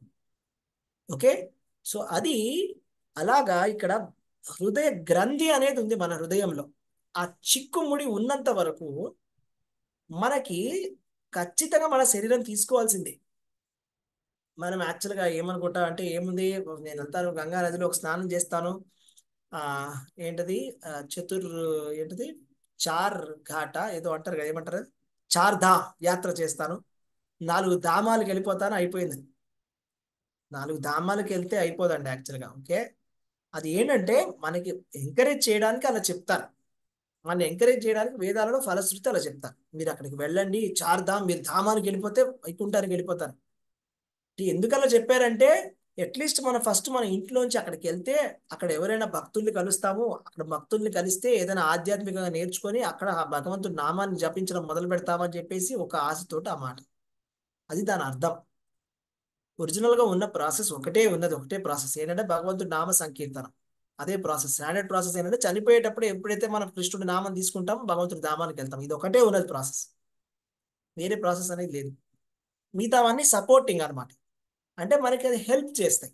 మీరు భగవంతుడి నామం చేసుకునేలాగా మీకు వాతావరణాన్ని కలిగజేస్తాయి కాబట్టి దాన్ని మనం పొగిడాం. అంతేగాని నేను లైఫ్ అంతా భగవంతుడి నామాన్ని జపం చేయను, ఒక 4 ధామ్ యాత్రను ఒకటి బుక్ చేసుకుంటాను, బుక్ చేసుకొని వైకుంఠానికి టికెట్ కొనుక్కుంటానంటే కుదరదు. అర్థమైందా మీకు? అది కరెక్ట్ కాదు, అది కరెక్ట్ కాదు. అది ఏ ఆచార్యులు కూడా అలాగా మనకి చెప్పలేదు. అలా చేయండి, 4 ధామ్ యాత్ర ఒకటి చేయండి, మీ ఇష్టం వచ్చినట్టు చేయండి, లైఫ్ అంతా కూడా ఓ యాత్ర కొట్టేయండి అయిపోతుంది. అలాంటిది కానీ కాదు. ఇదంతా కూడా మళ్ళీ ఇది కూడా తమ కూడా, ఇదంతా కూడా రజస్తమ కూడా. ఏంటంటే ఇది ఒక సోమరిపోతుతనం, సోమరితనం. కృష్ణుడు చెప్తున్నాడు తస్మాత్ సర్వేషు కాలేషు మామనుస్మర యుద్ధచ. ఎప్పుడైనా కూడా మనం చనిపోయేటప్పుడు ఎప్పుడైనా సరే మరణం అనేది రావచ్చు. ఎప్పుడైనా కూడా మనం చనిపోయేటప్పుడు బై మిస్టేక్ మనకు నచ్చిన వాళ్ళనో మనకు నచ్చిన వస్తువునో కనుక మనం ఆలోచిస్తే మనం ఆ భావంలోకి వెళ్ళిపోతాము, డేంజర్లో ఉన్నాం. తస్మాత్ సర్వేషు కాలేషు మా మనుస్మర యుద్ధచ అని కృష్ణుడు స్పష్టంగా చెప్తున్నాడు. ఎప్పుడు నన్నే తలుచుకుంటూ ఉండాలి 24/7. కృష్ణుడు ఇచ్చిన ఫార్ములా, అది భగవద్గీత ఫార్ములా, ఇది ఫార్ములా. లేకపోతే ఇప్పుడు ప్రభుపాదులు వారు చెప్తారు, పెద్ద పెద్ద బిల్డింగ్లో ఉండడం గొప్ప విషయం కాదని, స్కై స్క్రాపర్ బిల్డింగ్స్లో అమెరికాలో ఉండడం గొప్ప కాదని. ఎందుకంటే ఆ స్కై స్క్రాపర్ బిల్డింగ్లో ఎలకలు కూడా ఉన్నాయి, స్కై స్క్రాపర్ బిల్డింగ్లో బల్లులు కూడా ఉన్నాయి, స్కై స్క్రాపర్ బిల్డింగ్లో బొద్దింకలు కూడా ఉన్నాయి, పురుగులు, చెద పురుగులు కూడా ఉన్నాయి. మనం ఏదైనా కూడా దేనికిదైనా పుట్టచ్చు, పుడతామని కాదు, పుట్టవచ్చు, పుట్టకూడదని ఏం లేదు, పుట్టవచ్చు. ఏ శరీరం మనం చనిపోయేటప్పుడు ఏ గుణంలో ఉంటే ఆ గుణం బట్టి మనకు అలాంటి శరీరం దొరుకుతుంది. దాన్ని ఏమంటారంటే కారణం గుణసంగస్య సదసద్ యోనీషు జన్మసు, భగవద్గీతలో చెప్పారు. అంటే కారణం ఏంటి? గుణసంగస్య, గుణముల సంగత్యమే మన కారణం. ఏంటి? అసత్ సద్ అసత్ యోనిషు, మంచి జన్మ దొరకాలా చెడ్డ జన్మ దొరకాలా అనేది కారణం గుణము. గుణం అంటే మనం ఏ గుణంలో బతికాం జీవితం అంతా. చాలా ఈజీ అండి మన నెక్స్ట్ జన్మ ఏంటో తెలుసుకోవడం, చాలా డిఫికల్ట్గా, చాలా ఈజీ. మీరు ఒక 10 క్వశ్చన్లతో రాసుకుంటే, ఒక నోట్ ప్యాడ్ మీద రాసుకుంటే మనకు తెలిసిపోతుంది నెక్స్ట్ జన్మ ఏంటని ఇప్పుడే చెప్పచ్చు. దానికి జ్యోతిష్యుడు అవసరం లేదు. ఎన్ని గంటలకు పడుకుంటున్నాం, ఎన్ని గంటలకు లేస్తున్నాం, ఎన్ని గంటలు మనం భగవంతుడి చైతన్యానికి మనం ఇస్తున్నాం, ఎన్ని గంటలు మనం రజోగుణానికి ఇస్తున్నాం, ఎన్ని గంటలు తమో గుణానికి ఇస్తున్నాం, ఎన్ని గంటలు మనం ఇంద్రియ తృప్తిని చేస్తున్నాము, ఎన్ని గంటలు టీవీ చూస్తున్నాము, ఎన్ని గంటలు చాడీలు చెప్తున్నాము, ఎన్ని గంటలు ఇతరులను ద్వేషిస్తున్నాము, కోపంగా ఉంటున్నాము, ఎన్ని గంటలు మనం భగవంతుడి నామ సంకీర్తనం చేస్తున్నాము. నోట్ చేసుకోండి, ఎన్ని గంటలకు లేస్తున్నాం, ఎంత తింటున్నాం, ఎలాంటి విషయాలు తింటున్నాం, పాపం చేస్తున్నామా లేదా, ఇది రాసేసుకుంటే మన నెక్స్ట్ జన్మ ఏంటో మనకి క్లారిటీగా తెలిసిపోతుంది. మనకి వేరే ఎవరు చెప్పక్కర్లేదు, అక్కడే క్లియర్గా ఉంది మన పేపర్. జ్యోతిష్యుడు అవసరం లేదు, అంత మన చేతిలోనే ఉంది. మనం ఏ గుణంలో ఉంటే ఆ గుణానికి సంబంధించిన శరీరమే దొరుకుతుంది, ఇంకా వేరే ఏది దొరకదు. ప్రమోషన్ అనేది ఉండదు. జీవితం అంతా ఒక గుణంలో ఉంటూ నాకేమో వేరే గుణానికి సంబంధించింది కావాలి అంటే అది అన్యాయం కదా. అది ఎలాగా, ఫర్ ఎగ్జాంపుల్ అంటే ఇప్పుడు ఒక స్టూడెంట్ ఉంటాడు, వాడు ఏమి చదవడు, వాడు వాడు మొత్తం లాస్ట్ వరకు చదవడు, ఒకడేమో మంచి చదువుకుంటూ ఉంటాడు. ఏమి చదవనాడు, ఉట్టిగానే నాకు ఫస్ట్ ర్యాంక్ రావాలి అంటే వస్తుందా? ఉట్టిగానే నేను పాస్ అయిపోయి నాకు 80% వచ్చేయాలి, ఏదో లక్లో వచ్చేస్తే అయిపోతుందంట. ఎప్పుడైనా అలా అయిందా? ఎవరికైనా అవుతుందా అలా? ఎప్పుడైనా అయిందా? బోర్డ్ ఎగ్జామ్లో కానీ, ఎంసెట్లో కానీ, సిఈటీలో కానీ, ఐఐటీలో కానీ ఎప్పుడైనా అయిందా అట్లాగా? అంటే మనం ఎగ్జామ్ వరకు అసలు ఏం ప్రాక్టీస్ చేయకుండా ఉట్టిగానే ఆటోమేటిక్గా మార్క్స్ వచ్చేస్తాయి, ఆటోమేటిక్గా అయిపోతుంది అనేది ఎప్పుడు అవ్వదు. అట్లా అంతా మన చేతిలోనే ఉంది. ఈ గుణాల ప్రభావం అంతా మన చేతిలోనే ఉంది. అంతా స్పష్టంగా క్లారిటీగా కృష్ణుడు మనకు అర్థం చూపించినట్టు చూపిస్తాడు. మనం ఏ గుణంలో ఉన్నాము, ఎక్కడికి ఉన్నాము, ఎక్కడికి వెళ్తున్నాము. మనలో పరివర్తన అనేది రావాలి, మెల్లమెల్లగా స్లోగా చేంజెస్ రావాలి. రోజు రోజుకి మనలో ఇంప్రూవ్మెంట్ ఉండాలి, ఇంప్రూవ్ చేసుకోవాలి మన భక్తిని. చేసుకుంటే అప్పుడు మనం ఈ స్టేజ్కి వస్తాం. ఏంటి? హృదయ గ్రంథి త్రెంపబోయబడుతుంది, సర్వ సంశయములు సమూలంగా నశించు.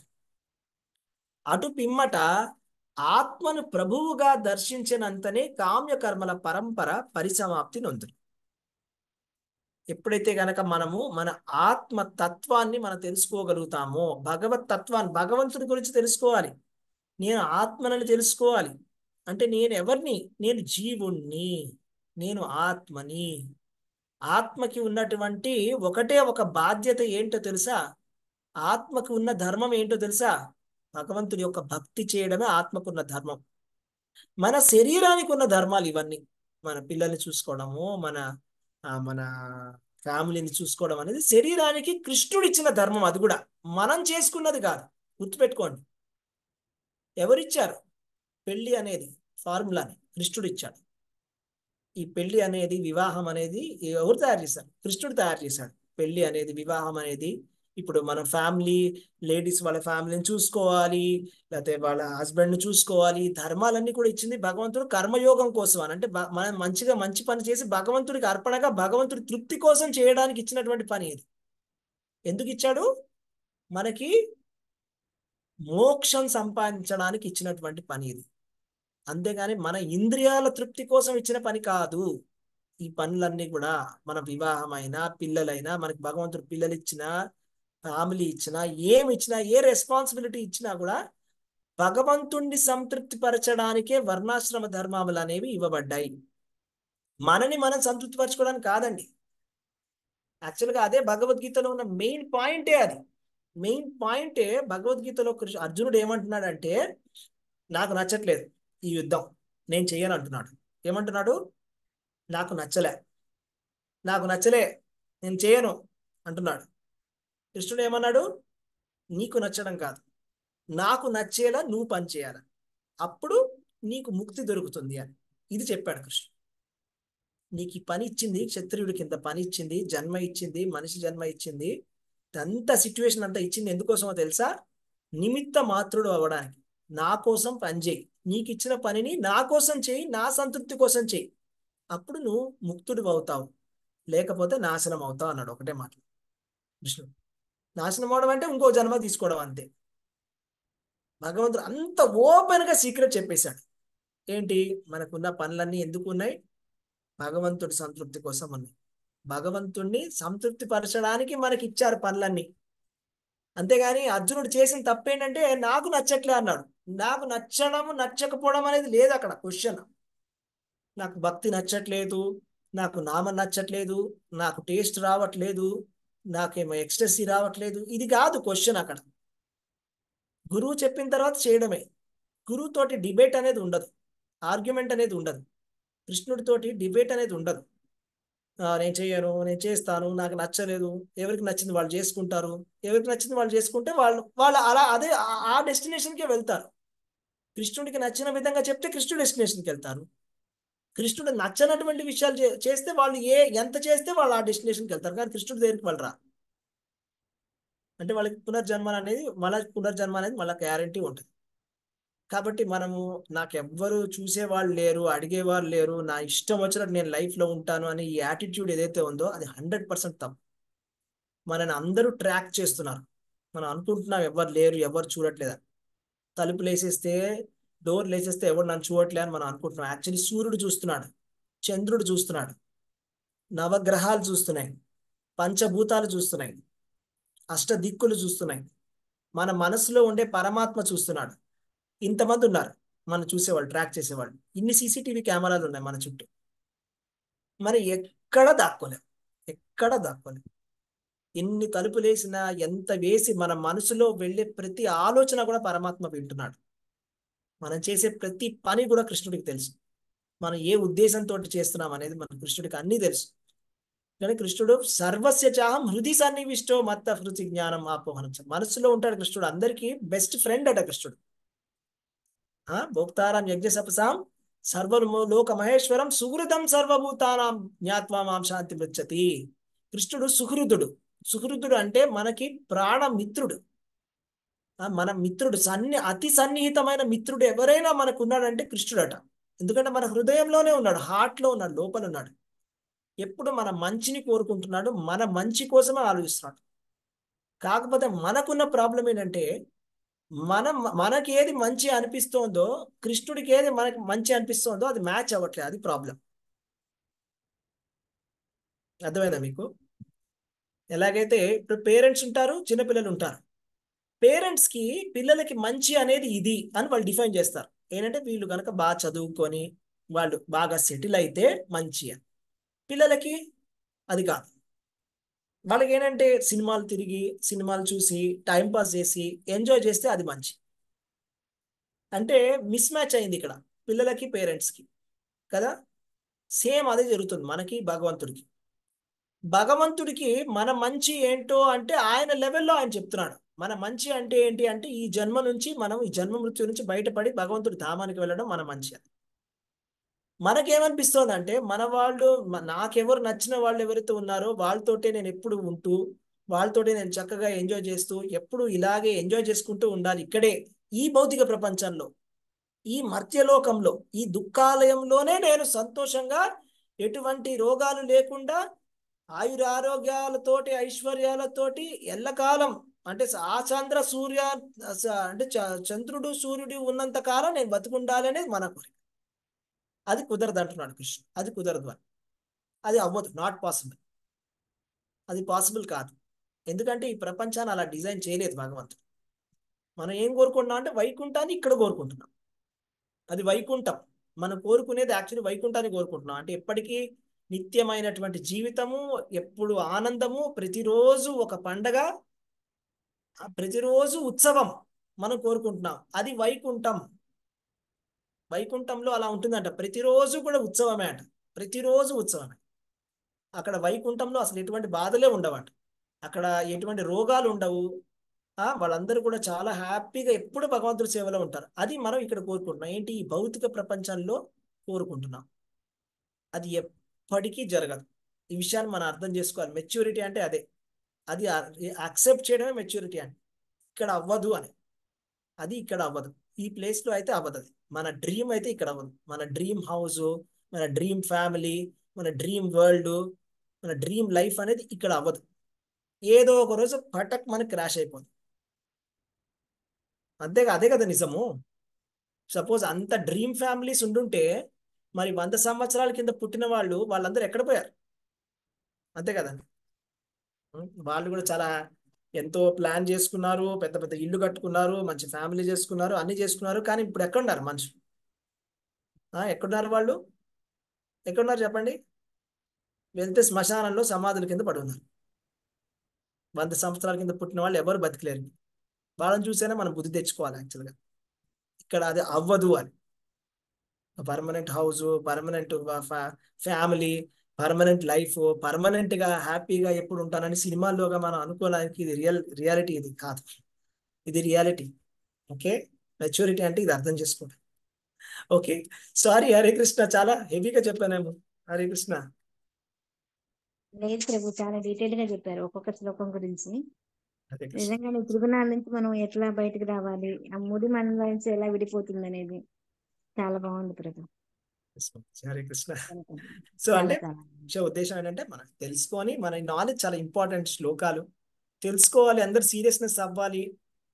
మనము ఎంతో మందికి చెప్దాం అనుకుంటాం, కానీ చెప్పే లోపలే మనుషులు, నిజంగా చెప్తున్నానంటే మాకు తెలిసిన వాళ్ళు కొంతమంది, వాళ్ళు కంప్లీట్ గా మెసేజ్ చెప్పే లోపల వాళ్ళు చనిపోతున్నారు. అంటే మెసేజ్ చెప్పడానికి కూడా మనకి టైం సరిపోవట్లేదు. అంటే అంత షార్ట్ గా ఉంది మన లైఫ్ స్పాన్ అనేది. అట్లీస్ట్ మనమైనా, నలుగురమైనా, 10 మంది ఉన్నాం, మనమైనా తెలుసుకుందాం, సీరియస్ గా ఫాలో అవుదాం. జస్ట్ ఇచ్చినట్టుగా బ్రెయిన్ జస్ట్ ఫ్రీజర్ లో పెట్టేసి, ఫ్రిడ్జ్ లో పెట్టేసి, లాక్ చేసేసి, మన బుర్రని వాడకుండా జస్ట్ ఏం చెప్పారో అది చేద్దాం అంతే. భక్తి చేద్దాము, మిగతా పనులు ఏం చేస్తున్నారో అవి చేసుకోండి, ఏది ఆపట్లేదు. మీరు ఏ బిజినెస్ చేస్తున్నారో చేసుకోండి, ఏం చేస్తున్నారో చేసుకోండి, ఎక్కడ ఉంటారో అక్కడ ఉండండి, నో ప్రాబ్లం. జస్ట్ ఈ చెప్పిన ఫార్ములాలు మాత్రం పాటించండి. అప్పుడు మీరు రిజల్ట్ని చూడండి. ఫ్యూచర్లో ఎంతో డిఫరెన్స్ వచ్చేస్తుంది. కొన్ని సంవత్సరాలు చాలా డిఫరెన్స్ వచ్చేస్తుంది. ఇదే మన మెయిన్ మెసేజ్ అన్నమాట. ఈ మెసేజ్ మనం అందుకోవాలి. ఓకే, ఈ మెసేజ్ మనం అందుకోవాలి, అదొకటే నా తాపత్రయం. ఓకే, హరే కృష్ణ. హరే కృష్ణ, అందరికీ ధన్యవాద ప్రణాములు. హరే కృష్ణ ప్రభు. హరే కృష్ణ. సో ఏం కృష్ణ నేర్చుకున్నారు ప్రభు. క్లాస్ లో? హరే కృష్ణ, ఏం నేర్చుకున్నారు క్లాస్ లో? హరే కృష్ణ ప్రభుజీ, ఈ రోజు సాధన గురించి అపోహలు,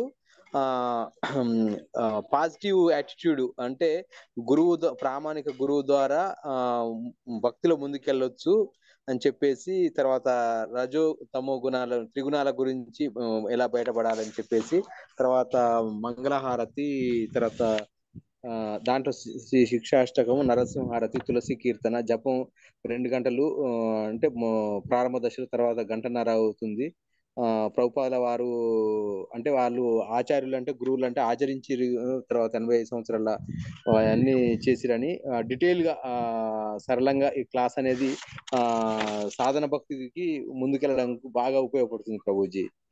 భక్తి గురించి, భక్తి చేస్తే అనర్థాలు జరుగుతాయని చెప్పేసి ఎంత ఉంటారు మనం శాతం ఈ భౌతికంగా అని చెప్పేసి, ఈ భౌతిక ప్రపంచం పదం ద్విపదం అనేక సమస్యల వలయంతో, కాబట్టి ఫార్ములాగా చాలా చెప్పారు ప్రభుజీ. తర్వాత మనం పునర్జన్మ పొందకుండా ఒక 10 క్వశ్చన్లు వేసుకోవాలని చెప్పేసి, ఎప్పుడు పడుకుంటున్నాం, ఎప్పుడు లేస్తున్నాం, ఎలాంటి ఆహారం తీసుకుంటున్నాం, ఎంతమందిని ద్వేషిస్తున్నాం అనేది కూడా చాలా చెప్పారు Prabhuji. Thank you Prabhuji. Okay Brahma, Hare Krishna, thank you, very good, very nice, thank you. Hare Krishna. ఇంకా ఏం నేర్చుకున్నారు అందరూ? హరే కృష్ణ ప్రభుజీ. హరే కృష్ణ మాతాజీ.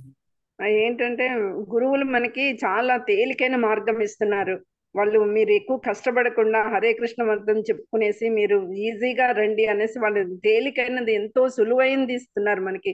దాన్ని ఫాలో అయితే చాలు. మనమేమో దీక్షలు చెయ్యమనట్లేదు, ఉపవాసాలు చెయ్యమనట్లేదు. వేరే వాటిల్లో అన్నిటికీ ఎన్నో ఇవి ఉంటాయి కదా ప్రభుజీ, అవి లేకుండా ఉంది మనకి. అందుకని ఇంత సులభమైన మార్గంలో మనం ముందుకు వెళ్ళాలి, ఎలానో అలా అందరం. తెలిసింది, గురువులు చెప్తున్న దాన్ని ఫాలో అయ్యి గురువులు ఏం చెప్తున్నారో అది చేస్తే చాలు ప్రభుజీ, అంతకన్నా ఇంకేమీ అవసరం లేదని చెప్తున్నారు. ఇంకంతకన్నా ఏం కావాలి ప్రభుజీ? ఇంత చిన్నది కూడా చేయలేకపోతే మనుషులుగా పుట్టి కూడా వేస్ట్ అనిపిస్తుంది. హరే కృష్ణ. హరే కృష్ణ ప్రభుజీ. హరే కృష్ణ మాతాజీ. ప్రభుజీ, ఈ రోజు మీరు చెప్పిన క్లాస్ లో ఈ సత్వగుణం, రజోగుణం, తమో గుణం వీటన్నిటికంటే కూడా ప్రభుజీ, మీరు ఈ మనుష్య జన్మ తీసుకున్నందుకు ఎలా మీరు ఈ జన్మ నుండి దాటి మరొక జన్మ లేకుండా చేసుకోవాలి అనే విషయాన్ని మటుకు అనర్గళంగా మీరు గొక్క తిప్పుకోకుండా ప్రతిదీ ఎగ్జాంపుల్స్ చెప్పారు ప్రభుజీ. చాలా చాలా బాగుంది. అలాగే మేము కూడా ప్రభుజీ ఇంకా పురోగమించాలి ప్రభుజీ ఈ భక్తి మార్గంలో. ఏదో వింటున్నాను చేస్తున్నాను అబౌటోళ్ళం కానీ ప్రభుజీ, ఏదో హెల్త్ బాగాలేదు, కుటుంబం ఏదో ఏదో అని చెప్పుకుంటూ ఆగుతున్నాను కానీ నేనే మీకు అపాలజీ చెప్తున్నాను ప్రభుజీ. నా వైపుగా కూడా నేను స్వామి పట్ల భక్తిని ఇంకా చేయలేకపోతున్నాను. మీ ఆధ్వర్యంలో నేను ఇంకా ముందుకు వెళ్ళాలి అనుకుంటున్నా ప్రభుజీ భక్తి మార్గంలో. మీకు అనేక అనేక ధన్యవాదాలు ప్రభుజీ. మా కోసం మీరు ఇంతగా చెప్తున్నారు ప్రభుజీ. నిజంగా నాకు ఒక క్షణం కొంచెం కళ్ళల్లో కూడా నీళ్లు తిరిగినాయి ప్రభుజీ. ఎందుకంటే అనుక్షణం భక్తుల కోసం చెప్తున్నారు, ఆయన స్వార్థం కోసం చెప్పట్లేదు. అయినా కూడా మనుష్య అయినా పొవ్వట్లేదు. ఏంటి ఎంత ఉన్నా కూడా ఏదో ఒక సాకు చెప్పుకుంటున్నాము అన్నట్లు అనిపిస్తుంది ప్రభుజీ. హెల్త్ కొంచెం సహకరిస్తే బాగుండు, కొంచెం ముందుకెళ్ళొచ్చు అన్నట్టుగా చూస్తున్నా ప్రభుజీ. నేను పురోగమించడానికి కూడా అభివృద్ధి వైపుకు స్వామి భక్తి వైపు రావాలని మీ బ్లెస్సింగ్స్ కూడా నాకు ఇవ్వండి ప్రభుజీ. దయచేసి ఇవ్వండి ప్రభుజీ. హరే కృష్ణ మాతాజీ. అలాగే డెఫినెట్ గా మీ హెల్త్ కూడా మంచిగా ఉండాలని నేను భగవంతుని కోరుకుంటాను. Okay, Hare Krishna. Okay, so Hare Krishna అందరికి. So yes Hare Krishna Prabhuji.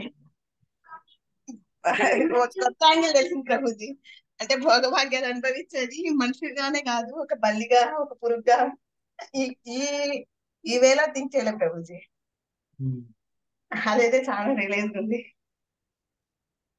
కానీ ప్రభుజీ 5-6 చోట్ల నాకు నవ్వు కూడా వచ్చింది ప్రభుజీ. అదో ప్యాలెస్ ఎక్కడో ఉంది, దాంట్లో బల్లిగా పుట్టచ్చు, అది చెప్పకు అక్కడ పుట్ట బాగా నవ్వు వచ్చింది ప్రభుజీ. మళ్ళీ 16 మాలలు చేస్తున్నాం అంటే మనం ఒక గ్రేట్ కాదు అన్నట్టు.